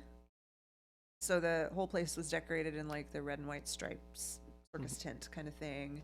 They had a guy on a big, those big old fashioned bikes that have like the huge wheel on the front. So they had one of those bikes, and he had set up on top of it was a bar. And so he's in like a circus performer, like an old timey circus performer, like trapeze costumey type thing. And he's just pedaling this bike around serving people drinks from this Wild. thing. Okay. They had no clowns, thankfully, no clowns. Yeah, they probably found that out. Woman doing like hula hoops that were glowing, and they had jugglers. They had this guy walking up and down with like this gigantic nutcracker costume on. And that was the cocktail hour with like the appetizers and things like that. And then they had a drum line that came in, and that was how they let us know that we could go into the dining room. And so we sat down, and it was a full dinner, and they had some speakers talking about their experience in the group. And then the entertainment portion of the evening began, and it was first there were 2 acts. The first one was a mentalist, which was crazy and so cool. And He was insane. It was, yeah. Insane. He brought two people up on the stage, and he's like, I'm going to connect your auras. And so he had them do all this stuff. And then he's like, all right, I'm going to tap you, and you're going to hold up your fingers to tell me how many times I've touched you. And so it's a husband and wife, and they're standing up, their eyes closed, or they're blindfolded. And he goes to the husband. He has a feather in his hand, and he like rubs it on the guy's arm twice. And then he stops. He's like, okay, so if you felt me touch you, hold up the number of fingers to represent the number of times I touched you. And they both held up 2 fingers.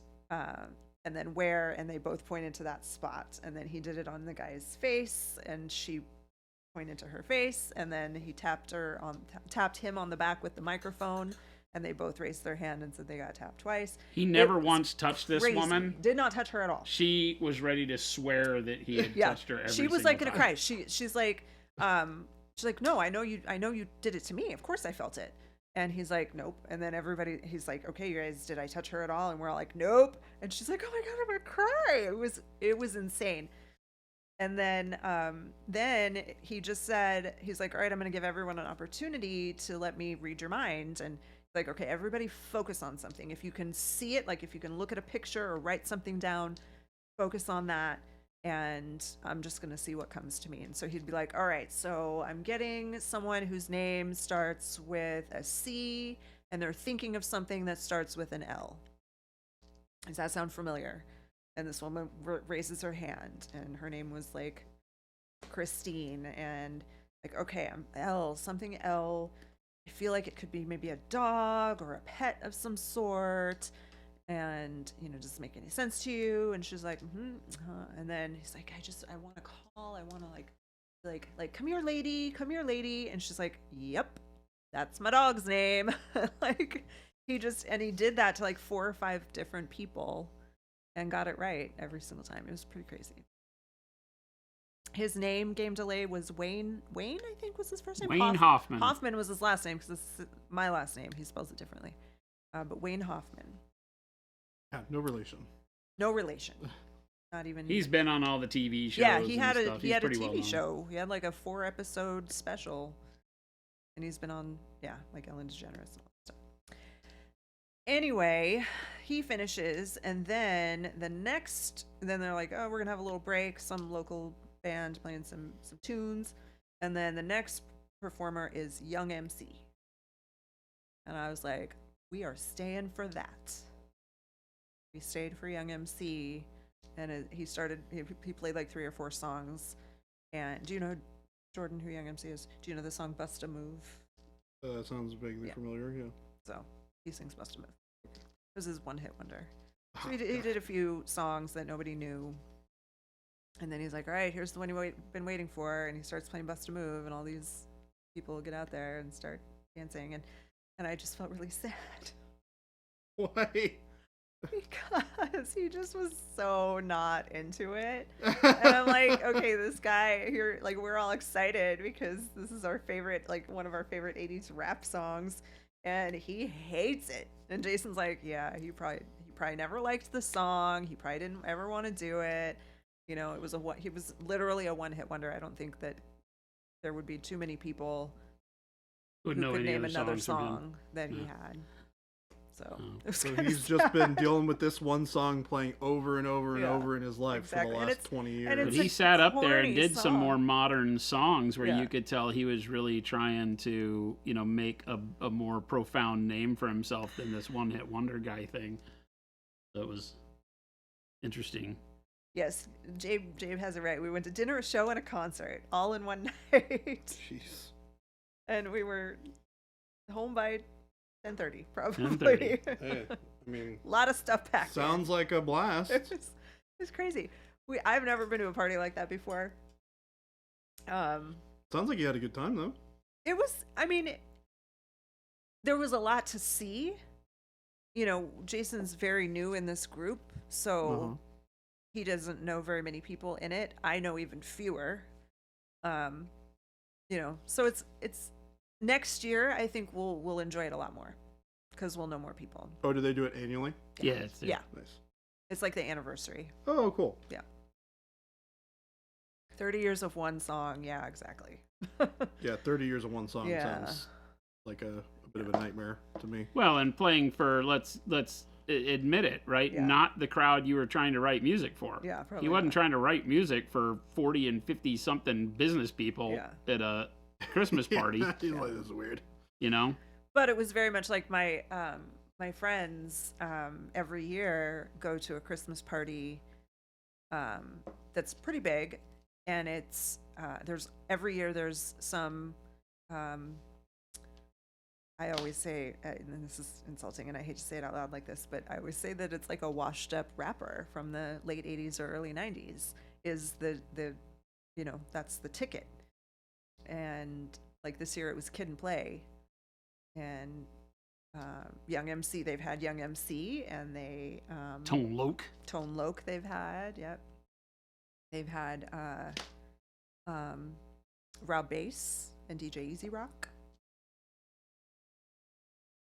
And I am always jealous. Every year I'm jealous that I can't go to this party. And this year I was especially jealous because I really like Kid and Play.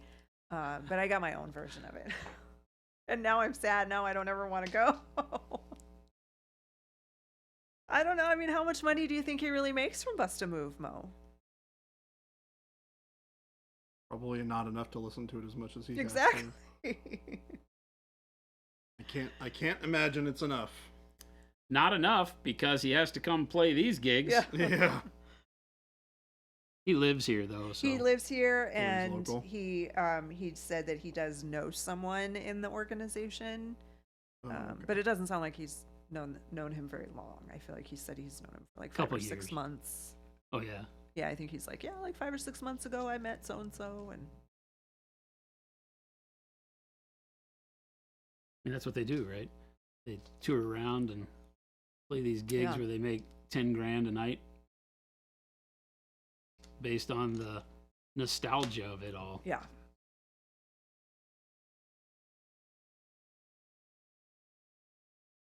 Nothing wrong with that. I mean, hey, I'm happy that they're able to get supported by music that they made, 20 or 30 years ago. Well, That's the great. fact that people still love it, I think, is cool, and it's hopefully that helps a little bit. But yeah, he didn't seem like he was like super into it. No. Yeah.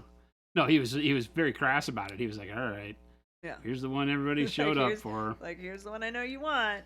Like, well, listen, we didn't show up for this because we didn't know you were coming, but now that you're here, yes, we want this. Yeah, this is the one that we want. Thank you. Sorry.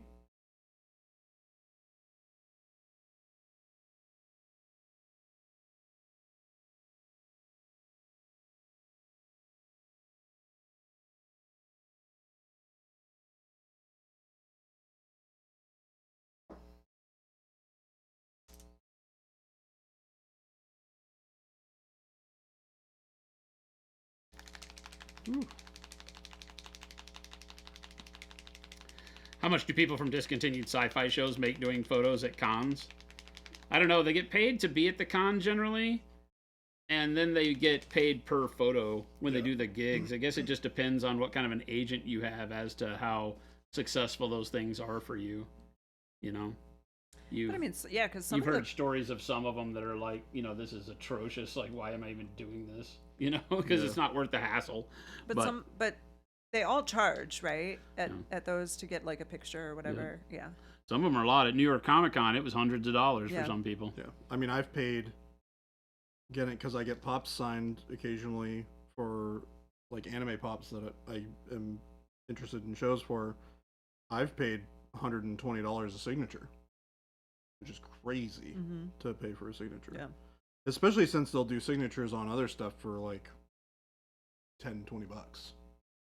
Why is it more? It's just because of the value added, like, to the product. Okay. Yeah, they pay attention to what they're Yeah, so they're Wow. like, people will creating. pay it. So. But I it had no does idea. suck. It'd be nice to just pay $20 to get a signature instead of Yeah. 80. Yeah, I think they said like Chris Mhm. Evans was there and it was like $500. That sounds all right.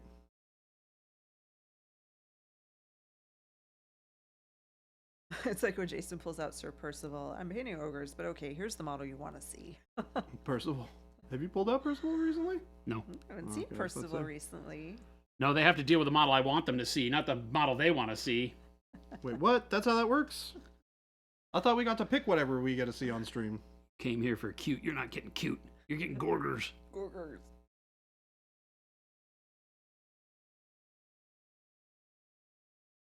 I love that you call them gorgers, by the That's what they are now. way. They are gorgers. You made it so. Yep. Mm.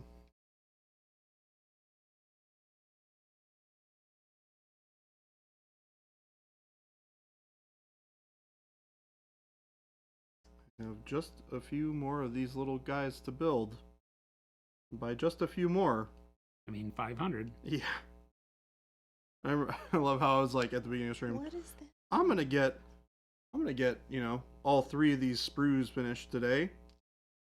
I haven't finished one yet. Oh, I'm in the cute pet pics section of Discord right now. Oh, no. Very cute ones.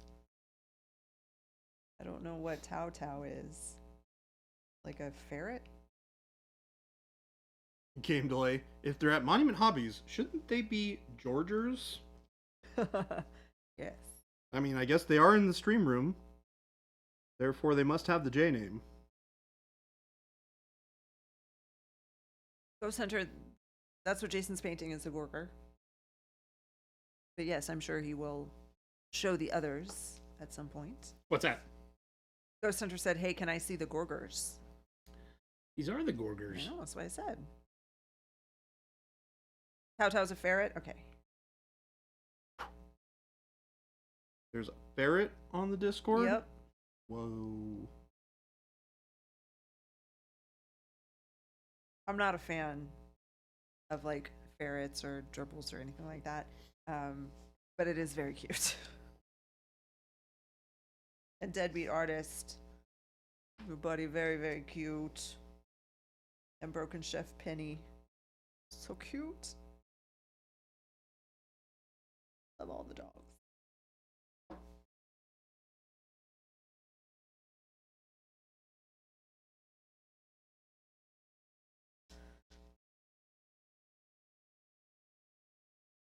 Tao Tao is a sweetie. You got all of them except for the skin tabard. All of those. Now it's Oh, they all Mr. have a different color. Mr. Flesh Cloak. Yeah, I wanted to kind of mix it up. I have 2 that yeah. are red, but I did one in orange and one in a more pinkish, so they are enough different. And then the 2 greens. I don't know why. And then this guy in flesh. Because why not? Because why not? Why not? Tell you. In flesh. That's a little bright.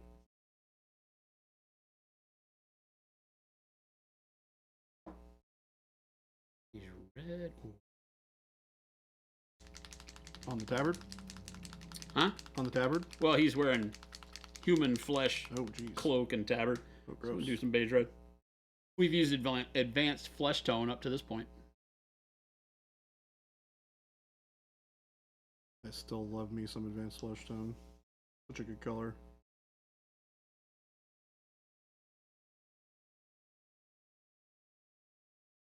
Pretty gross color combo going on my thumb here.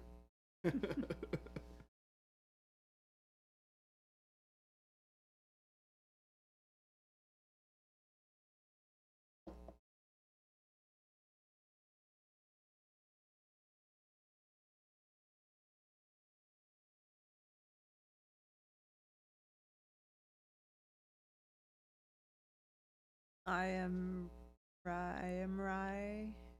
I'm trying to paint some carapace like bone, and it looks bad. Terabad. That's not good. Wait, is it I am Ray? I Am Ray. Like I Am Ray.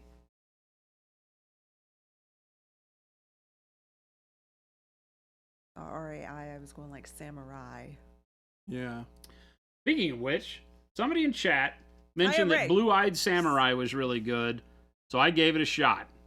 And whoever you were, you're my best friend now.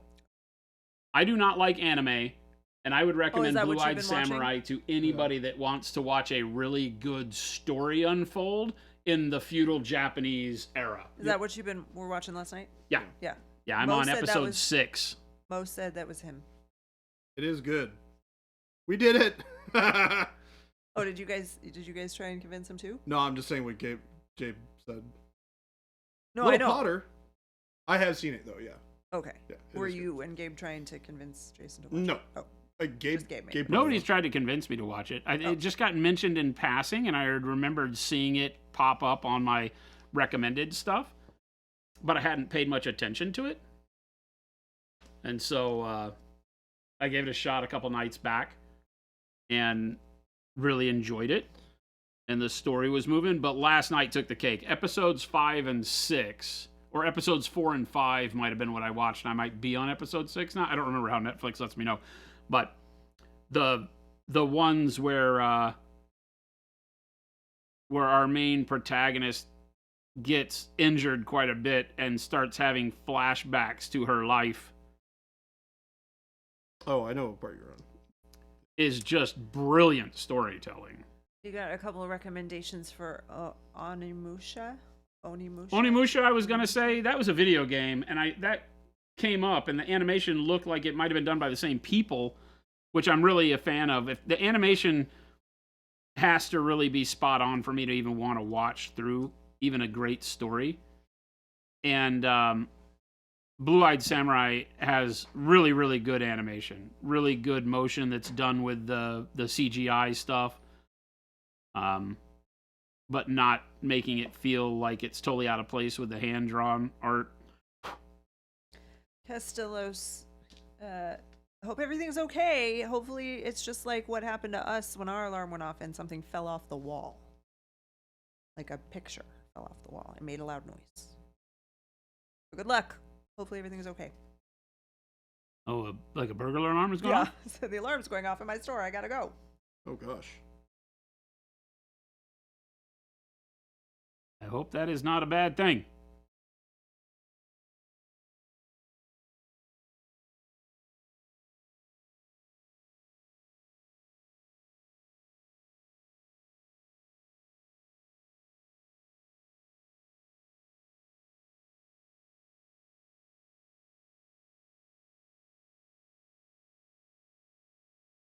Yeah, I really liked Blue-Eyed Samurai. I think the problem that I had with it is, I think like you've had with other shows in the past, the person who recommended it to me hyped it up like crazy. Oh. They were like, this is the best thing since sliced bread. Like, I'm watching it through my third time. Great. Like, I was just like, whoa, okay, cool. And then I started watching it and I was like, yeah, I mean, this is good, but it's not that good. I think I had kind of like a weird start with it. And I like it. Part of the problem with me is I hate that kind of animation. It drives me nuts. All the CG stuff is just like feels really, really fakey to me. So it just bugs me.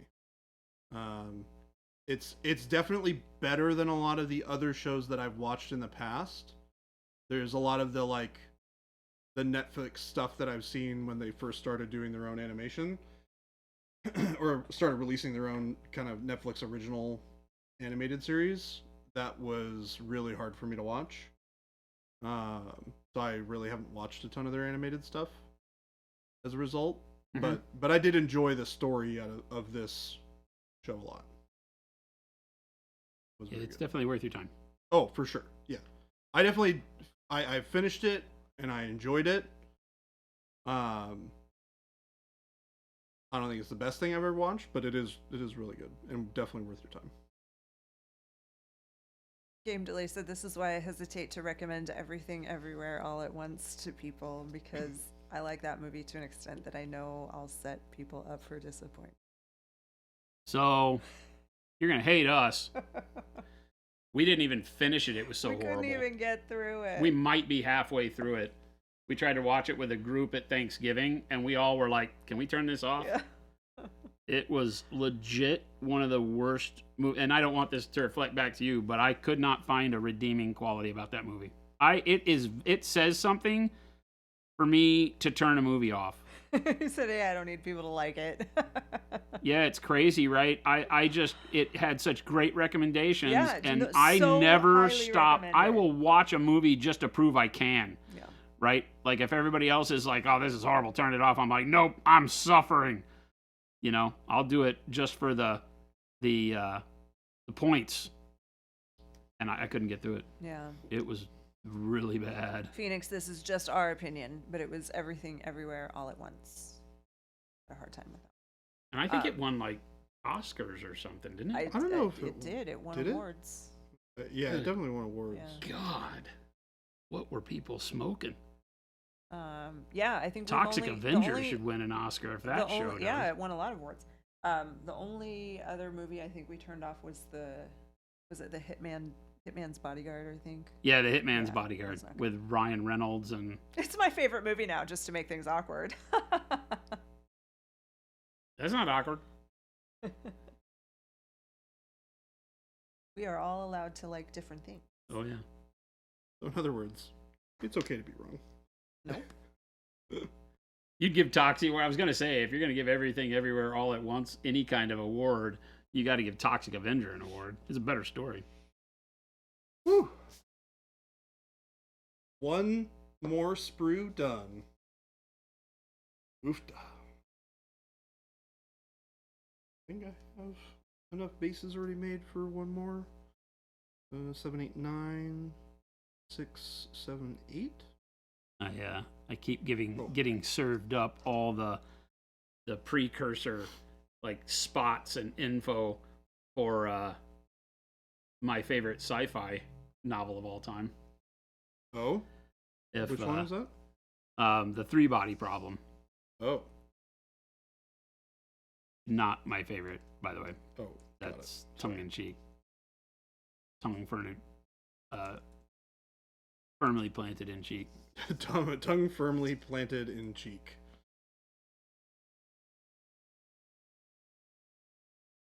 It's amazing to me how much celebrity that has gotten.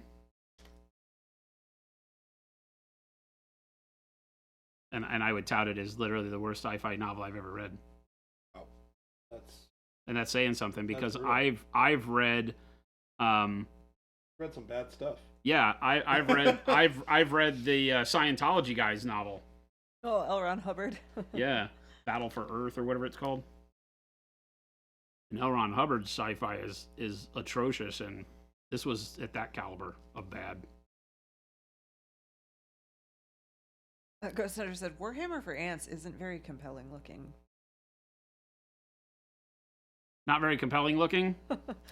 That scale, you it can't really see it. takes you getting the feel of it as you're playing it. It's one of those that it masses itself so well. It feels more to me like the way 40K feels in the books, because there's seas of dudes as opposed to squads of guys. 40K itself breaks it down into a more small unit style deal, even the larger battles. Epic always did it for me because it was, based on representing those large scale combat with Titans and everything else. I will tell you, it looks a lot better when you see all the tanks with it. Yeah, the tanks are pretty big too, so. Like, here, I'll pull some of the tanks over and you can kind of see them all together.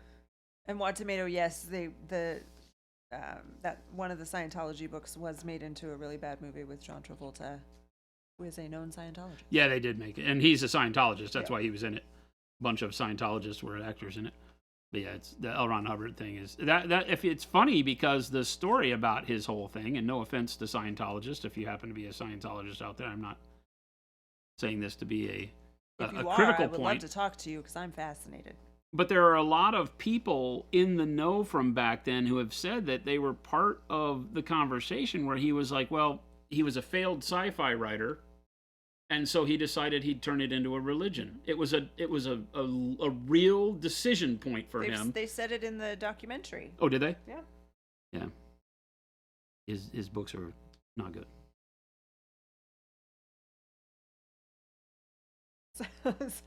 Scientologist here said, I read that in high school before I knew what Scientology was. It was okay, but I was new to the genre.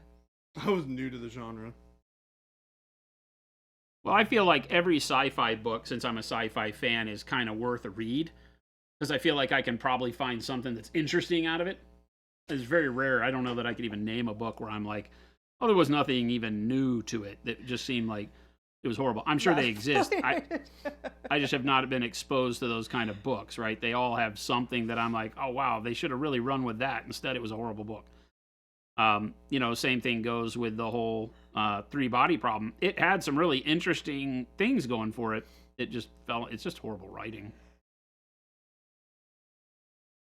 Game Delay said I watched that Travolta movie to the end. It was better than Everything Everywhere All. Wait, no, it wasn't better. Oh, it is, okay yeah. If you like it. Battlefield Earth, or whatever it was. I don't know what it was called. Yeah, it's a horrible movie, but better than Everything Everywhere All at Once.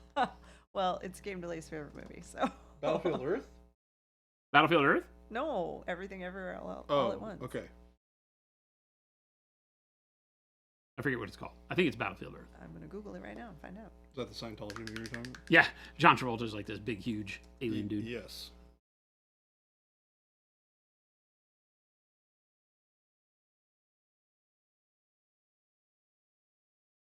Yes, that was the one. Battlefield Earth is now my favorite movie. 2000 Game Billy American says I've Science. changed.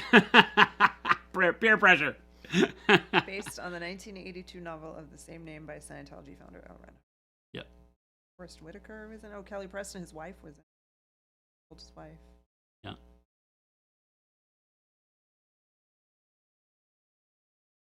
What an interesting. So odd to me. What's that? Just that whole thing. The L. Ron Hubbard thing? Yeah. This is weird that you just. Fascinating. Yeah. It's just like you just make a decision that hey, this is a religion now. It's like oh, okay. Yeah, take the theme of a bad sci-fi book you wrote that got no accolades and turn it into a religion because you spent all that time on it. You needed to get something back. Cornflake Justice said Everything Everywhere is my all-time favorite movie, but I get why some people might not jive with it. Cornflake, yeah. That's good.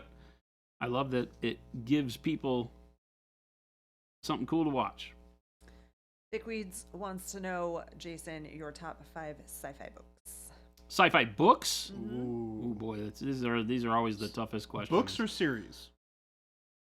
Because that's a series would probably be. Well, yeah, because I don't pull them outside of the series. series, I would yeah. just say the whole series.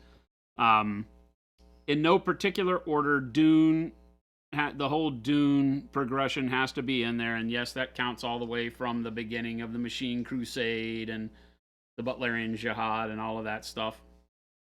I'm a big Kevin J. Anderson fan from that era, so I think the Saga of the Seven Sons has to rate very highly for me. Again, most of these are going to be series because I really, really appreciate being able to go away into the same universe over and over again with a progressive storyline. So the Saga of the Seven Sons does that tremendously. 2001.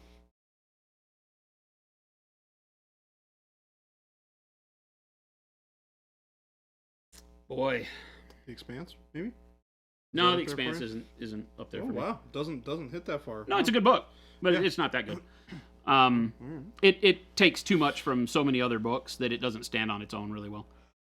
I mean, you could take anything Heinlein or Arthur C. Clarke or any of that era of writers wrote, and Corey is going back to that era, which he's doing it in a time where not very many people are doing that, right? More hard sci-fi than space opera.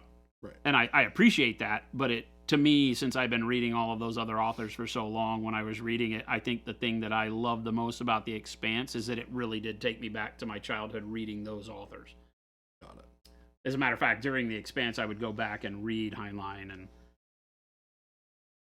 so it's yeah, it's good for that. But no, I don't think it rates. Gosh, now we start getting into terrible territory, because the things that are at the top of my list right now are things that I've been reading more recently. The Alistair Reynolds stuff I really dig, but I don't know. There's some of them that are really good. Boy, that's really, really tough. Darth Mullen said Dragonlance. Ghost Hunter said BattleTech. No Dragonlance, no BattleTech. All the BattleTech novels are actually really bad sci-fi. They're great books for loving BattleTech, right? Yeah, Hyperion. I was going to say Dickweeds. I think that the whole Hyperion, I'm on Endymion right now is what I'm listening to right now, and I've never listened to Endymion. I've listened to Hyperion and Fall of Hyperion a couple times, but I never went to Endymion. I'm listening to Endymion for the first time now, and it's bringing me in. The time jump there is good, right? And it's catching you up and giving you spots of things as it goes. So I'm intrigued by it, and I'm enjoying it. But I don't know that I would say the whole thing, but Hyperion and Fall of Hyperion are tremendous reads. Again, very, very, very good book.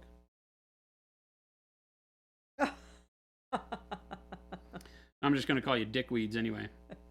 We're going to remember this. Anyone look at Rebel Moon and feel it's going to be a sci-fi version of the Seven Samurai? It looks like that, doesn't it? Which I'm all for. Raise your hand if you're hyped about it. I'm December 21st, can't come quick enough. This is a new book? 7 p.m., December 21st, Rebel Moon. Zack Snyder's Rebel Moon. It's a 2-part movie series. The first movie comes out this month, and the next one comes out middle of next year. Oh, wow. Okay. It's a movie? Mm-hmm. Like on TV at home, or okay, streaming? On Netflix. Okay. It looks good. It even has Charlie Hunnam in it, so I don't know if that makes me happy or sad.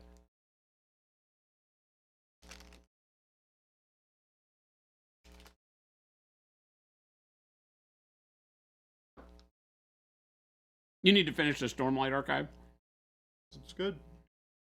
It's a little long. Dragonlance was definitely a very formative, like early, read. I think it's good stuff. Right?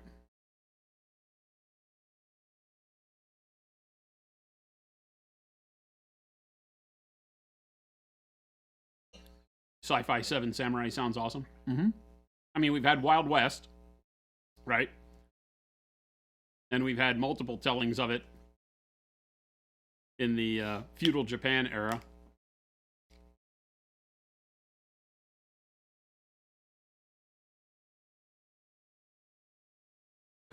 Game Delay says, I mean, Brandon Sanderson also needs to finish the Stormlight Archive. I don't know. I'm going to be honest. That guy writes real fast. Really don't need to worry about him finishing books. Guy's got a whole thing on his website that goes over where he is and all the book series he is. Yeah, Akira Kurosawa stuff. Yojimbo, Sanjuro. We've had all of those transfer into Wild West movies, which have been fantastic. The Bruce Willis one was fantastic, I thought. But yeah, all of those stories are just fantastic. And I'm going to go out on a limb. I think that Blue-Eyed Samurai ranks up there with the Kurosawa stories. It has so much depth to it with this character's journey and the trauma and how she's dealing with it in this ultra-violent way. It's so fitting. I think it's great. If you can get past whether you love or hate that style of anime, I think right now go watch Blue-Eyed Samurai. If it's not on your hit list, go make it on your hit list to see what you think. It's very, very good. You have Darth Mullen wanting to know if you've ever read Hammer's Slammers, or Dickweeds wondering if you read Rendezvous with Rama. Rendezvous with Rama years and years and years ago. Yep. Hammer Slammers. It does not sound familiar to me. The iRobot series. Yep. Is that a Any book series? good? Yep. Is it any good? Yes, they're very good. They're very not like the movie. So don't go into it with the movie in mind if you've seen the movie. The same way you shouldn't if you've seen oh god, I'm gonna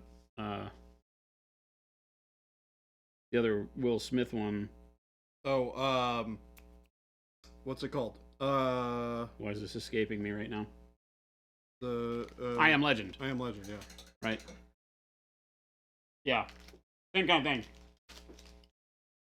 I Am Legend, one of the greatest horror books ever written. One of the greatest vampire books ever written, but you wouldn't know that if you saw the movie. Because it stuffed it full of zombies. Or ghouls or something.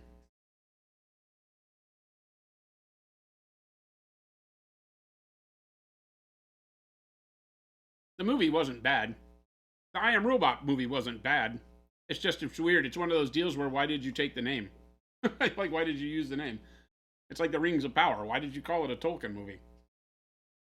This is weird. This is not a Lord of the Rings movie. But I'm gonna go look up. I'll be back. the Annihilation series. I watched that movie. It was a weird movie. Is that what they're talking about? Is that what that's from? The movie Annihilation, is it from a book series? Because the movie was not... The movie was, I think, the way I put it on that is that it was trying too hard to be something it wasn't. Again, it had some neat tropes and ideas in it, but it just fell on its face at some point.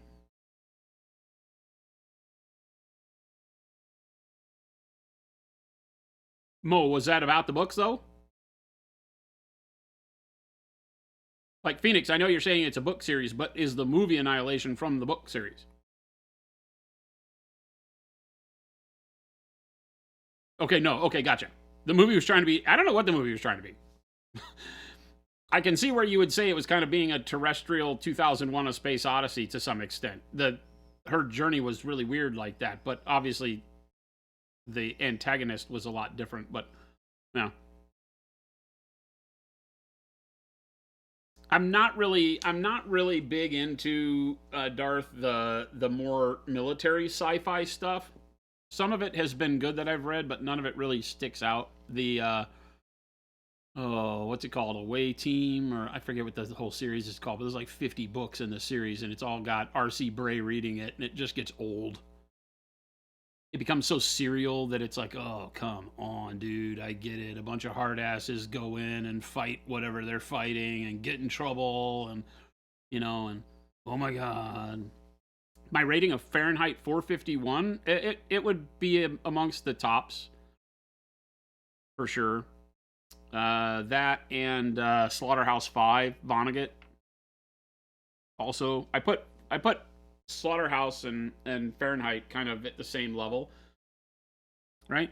They're kind of in my lumping of like socio-political sci-fi that I would call 1984. It was a sci-fi novel, and so I would put them in that deal. So Fahrenheit, Slaughterhouse, Animal Farm, 1984. Those all would occupy like the top slots in that kind of sci-fi. That's the problem with saying, hey, what is your favorite sci-fi stuff? Because there's so many different subgenres of sci-fi that are very different, right? Like, I love space opera stuff. And that's kind of what Saga of the Seven Suns is. And I would still make it one of my favorite ones because I go back and I read it over and over and over and over and over and over and over and over and over. Same with Dune. Like, every few years when I get to the tail end of Dune, or I'm sick of reading where I'm at, I start over. You know, it just takes me back into the world over and over and over and over and over again. So I feel like those have to be placed at the top of my lists. Michael Crichton. Some Michael Crichton stuff is good. Yeah, Brave New World, Aldous Huxley is the other one that I would put in there. Those would be the top 5 if I had to pick like those types of things. The Jack McDermott, Engine of the Gods. I've read a book called Engine of the Gods. I don't remember the author, so maybe. Every sci-fi movie should end with a giant space baby. What? You talk about 2001, where the Illustrated Man, Martian Chronicles is fantastic.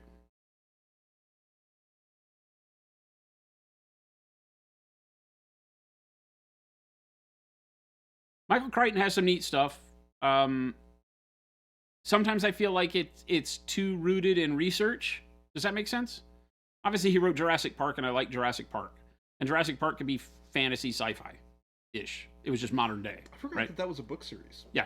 And the book blows the movie away, and the movie was good. Really? So if you want, the book for Jurassic Park is one of my, if you said like favorite fiction books, it's up in the top 20. That's pretty top good. 50. Yeah. You know, it's a great book. Yeah, it really is. I might have to pick it up. There's a whole series called the Adversary Cycle that is in all that. That's kind of it's urban fantasy, I guess I would have to call it. Right? Has anybody read any of these? Do you know what I'm talking about? I'm gonna forget the author's name. It starts with The Keep. That was a really bad movie about Nazis holed up in a castle in Poland or something in World War II, and they're excavating part of the castle to make it a defensible position in the hills, and they unearth an old evil. Oh, what the heck? The movie made it kind of like a vampire movie. Yeah. But it's more than that. It's more than it's more evil than Satan is what they unleash. Oh, what the heck? And so there's a whole cycle of books by this guy that are tremendous that go on and talk about this evil and its exploits in the world. And God, now I'm gonna have to figure out who but I don't have my book. I don't have my book. I don't have my phone with me. Shit. Somebody look up who wrote the Repairman Jack series. Because Repairman Jack are the ones, if you've read any of those, they're fantastic. Ray Bradbury is the only author that can scare you crapless. Stephen King can't. Like Salem's Lot doesn't scare you crapless. Salem's Lot is like one of my top horror books of all time. I decided to go on a horror stint, so my next books that are coming up are going to be It, because I've never read It. And I like the concept, but the movies have sucked all along. I think the last one's got better ratings, but Jen and I tried to watch one of them, and I was like, meh. But it's supposedly his best book. One of his best. Misery, It.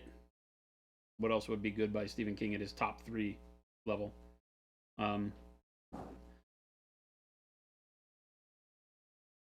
If you've read one Stephen King, you've read them all. Not true, but I get where you're coming from. But definitely not true. The Stand is greater than It. The Shining would be the third one. Yes, The Shining would definitely be the third one. You wrote The Green Mile, though, which is also... The Green Mile is also very good. Yeah, if you had to pull the top 10 of Stephen King, The Green Mile would be in there, right? He has some books like that are not his normal thing. Right. That like Shawshank. Shawshank. Also has to go in there. He wrote Green Mile, Shawshank? Yeah, he wrote the Shawshank. 11/22/63 was interesting. Yeah, That's the 11/22/63. I would like to read the book because all we did was see the show. I watched. I read the book. You read the book? I read the book when it. Like, was it as good? The time travel stuff was good in there. It was good. The show was good. It just I don't like that guy, but Was it James Franco? James Franco. Oh yeah, I can see how you wouldn't like the guy. Yeah, Green Mile, Running Man, Shawshank, The Shining. Yeah, a lot of people don't realize he wrote Running Man. And Running Man is a great book. He also wrote Stand By Me. A lot of people put the Running Man down in his books because it's not his traditional writing. It was at a time when he was best known for all of the horror he was doing, and the Running Man is a horror novel, but it's a dystopian horror novel, which he also does good at. That's what The Stand is. That's what what's the one with Christopher Walken where the guy goes into a coma, comes out and has precognition and shakes. Christopher Walken shakes the guy who's going to be elected president's hand, find out he's going to be elected president, but he's like Hitler. What is this book? Because The Stand is about the disease. Dead Zone. Yeah, Dead Zone's another great one. Oh, did you know, by the way, that Christopher Walken's going to be in the new Dune movie? Yeah, he's the Emperor. Yeah, he's the Emperor. I had no idea until this He weekend. is the Emperor of Man. Yeah, he wrote Stand By Me. Yep. Stand By Me was just a short. He wrote story, Tommy I think. Knockers, yep. He's done some weird stuff though. Like he did like not the Revengers, what's it called? I don't remember. He did some book. He released 2 books at the same time, one under Richard Bachman and one under himself, that literally were about had the exact same cast of characters in it, told in 2 multiverses, it was the characters did one thing in one book and one thing in another book, and were not completely unrelated, but tied together in his sense that he was writing them as parallel universes. That's Yeah. interesting. Regulators. and Regulators was one of them, yes. Desperation. And Desperation, yes. Yards, Tony. But the Emperor Man has a throne. Doesn't that make him Christopher Sitten? I'm out of here. I'll be here all week. Try the fish. Oh gosh. Whew. Running Man is an amazing movie. For its time, it was fun. It was definitely fun. Definitely different than the book, but fun. There's so much of that, though, right? It's so much that if all you know is the movie of The Shining, read the freaking book. The book is nothing like the movie. Should I read the book first? Of The Shining? Yeah. Those are ones you can read either way. I mean, you can watch the movie because it is literally so 180 degrees different on how it tells the story and the characters, because the book is about the hotel. Oh. 100% about the hotel. The characters are there, and you build characters, and they're great, and the book is fantastic, but it's about the hotel. It's not about all play and or all work and no play makes Jack a dull boy. And, you know, here's Johnny. It's not, but the movie is fantastic in its own right. Okay. But King has forever stated that it is his least liked translation of any of his books, I think. Interesting. But Which it's is one of the amazing to me better because I think The movies. Shining movie is top notch, right? Well, I mean, yeah, because most of the movies based on Stephen King books are terrible. Yeah. Yeah, so that Well, shows where it's coming from. like Is it, Christine, it deviated so Cujo, far from the Children of the material, Corn, whereas those the are other terrible ones were movies. on material and horrible made. Yeah. Like just made poorly. Yeah. I mean, Like Cujo and Carrie and all those were just low budget flicks. Christine. But Christine was a scary movie when I was a kid. But if you watch it Children now, of it's the a Corn joke. was the scariest movie when I was a Children of the Corn? Super scary. I think though, but if you look at the hits out of his book series that have been adapted for Yeah, Under the Dome film, with Stephen King. like his hits are really, really, really high quality classics. Pet Cemetery, another kid. one. The movies? I mean, Yeah. he has like 67 What are you freaking talking books. about? Like which ones? Give me an example. I mean, Don't say Cujo. the Shining, Yeah, The Shining, I said, is the best one. Green Mile is also a very good film.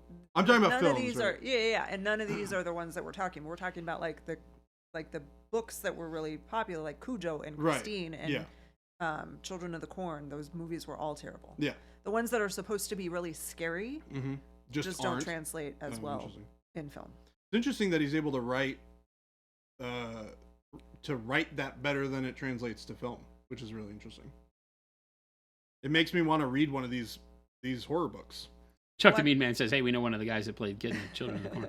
I would read The Shining and Malachi or Salem's is, like, Lot. burned Salem's into Lot is my a mind. fantastic book. By Okay. the way. It's one of my favorite books of all time. Okay. It could, I don't know. There's been a lot of attempts to make Salem's Lot into something else. Okay. Like the latest one is the show we talked about that is Midnight Mass. Oh yeah. Did you Yeah, watch yeah. any of that? No, We talked about it. we talked about it. Yeah. Yeah. So Midnight Mass is a half-assed attempt to remake Salem's Lot in its own way. It has its own unique stuff, and it's Yeah. cool in its own way. But Salem's Lot is tremendous. Well, Tomato, we had planned to go visit the Stanley Hotel when we were in Colorado a few years ago, but to bring it back to the beginning of the stream, I get car sick. Yeah. And we couldn't go Yeah, it's a long ride. with a lot of windy roads, I'm told. The number of movies based on Philip K. Dick stories is kind of crazy, and you've enjoyed more than not. I mean, Blade Runner, right? Philip K. Dick did Dick do Android's Dream of Electric Sheep? Did he do I believe Blade so. Hmm? I think so. I think it was Philip K. Dick did do Yeah, Android's Dream of Android's Electric Dream Sheep, and that's of Blade Runner. Electric Sheep. Runner? Oh. How did you feel about the newer Blade Runner film? I liked it. You liked it? Yeah. Yeah. I feel like I feel like it was too little, too late. Like it needed to be made a long time ago? I think that Ooh, if you Total watch Recall. the short, I like that one. I think if you watch the short, you like the new one, I haven't seen the new one, I don't think. Unless we saw it together. the Blade Runner one we watched Oh, together. no, I'm talking about Total Recall. Oh, Total Recall. I think it was a little too late. I think that in order to flesh it out, you have to watch all of the accompanying stuff that went along with it. There was some animated stuff, kind of like what they did with The Matrix. Yeah. And then there was there was the deal that had 30 Seconds to Mars guy, Jared Leto. and it was a good introduction, and I think they needed to have more of him in the movie to really Yes. seat that story down. Because you're talking about the. I think there's a lot on the cutting room floor. floor of that movie that we Yeah. would love to see, and I don't know if it exists in like an unedited version. I mean, you know what would be really funny is if they ended up making a director's cut of it later on, like what they did with Blade Runner, which is largely considered to be the best Blade Runner edit. Yeah. From what I understand. Yeah. Yeah, the I have Ridley only Scott. seen the director's cut, so I can't say. It changes the otherwise. ending. It does change the ending? Yeah, it changes the ending. Are you guys gonna continue streaming? Now we got to go because I have to be on a podcast tonight. Oh. All right. Well, thank you everybody for hanging out with us. Oh, the bot doesn't work. The mod doesn't work. I'm like, I'm just gonna put all the links in. No, I'm not. Just kidding. Taking a day off I again? can do this one. Bot. Spell it right. What the heck? But thank you guys for hanging out. That'll get you to everything. That'll get you to the store. That'll get you to Jen's all going to of give you the link, which is going to take you to all the places. Sorry, go ahead. What? It's a podcast called Boards and Swords tonight. Yay for Swords. paints. Nice. Awesome game delay. Yeah, Game Delay was posting in Discord earlier that it's on its way out to him. But yeah, for everybody who is new here, we are Monument Hobbies, as evidenced by our big old sign behind us. We make the wonderful paints we've been using on stream today. Acryl. And we paint Gorgers. And we paint Gorgers and teeny tiny little mans, of which I have. I'm getting close to having, I think one of the first units or warbands finished that I've done on stream in a long, long time. Yeah, I mean, you're since getting Battletech, close. probably. You could count 47 mechs as being a game-worthy thing to paint. Oh, 100. I would say you are very much set to go on any sort of actual Battletech you ever want to do. I got lost in my outro. But yes, thank you so much. Remember, if you're new around here, please hit that follow button. We do stream 5 days a week from 2 to 4 p.m. Mountain Standard Time, which is Arizona time here in the U.S., Monday through Friday. We'll be back again same time tomorrow. But catch up with us as much as you can. You can join our Discord, which the link will hopefully be working tomorrow. And we'd love to see you back. So stick around. We're going to find somebody to raid. So show some love over in the chat we go to next for some more hobby goodness in your night. And we will catch you on the flip side. We're out of here. It's that easy.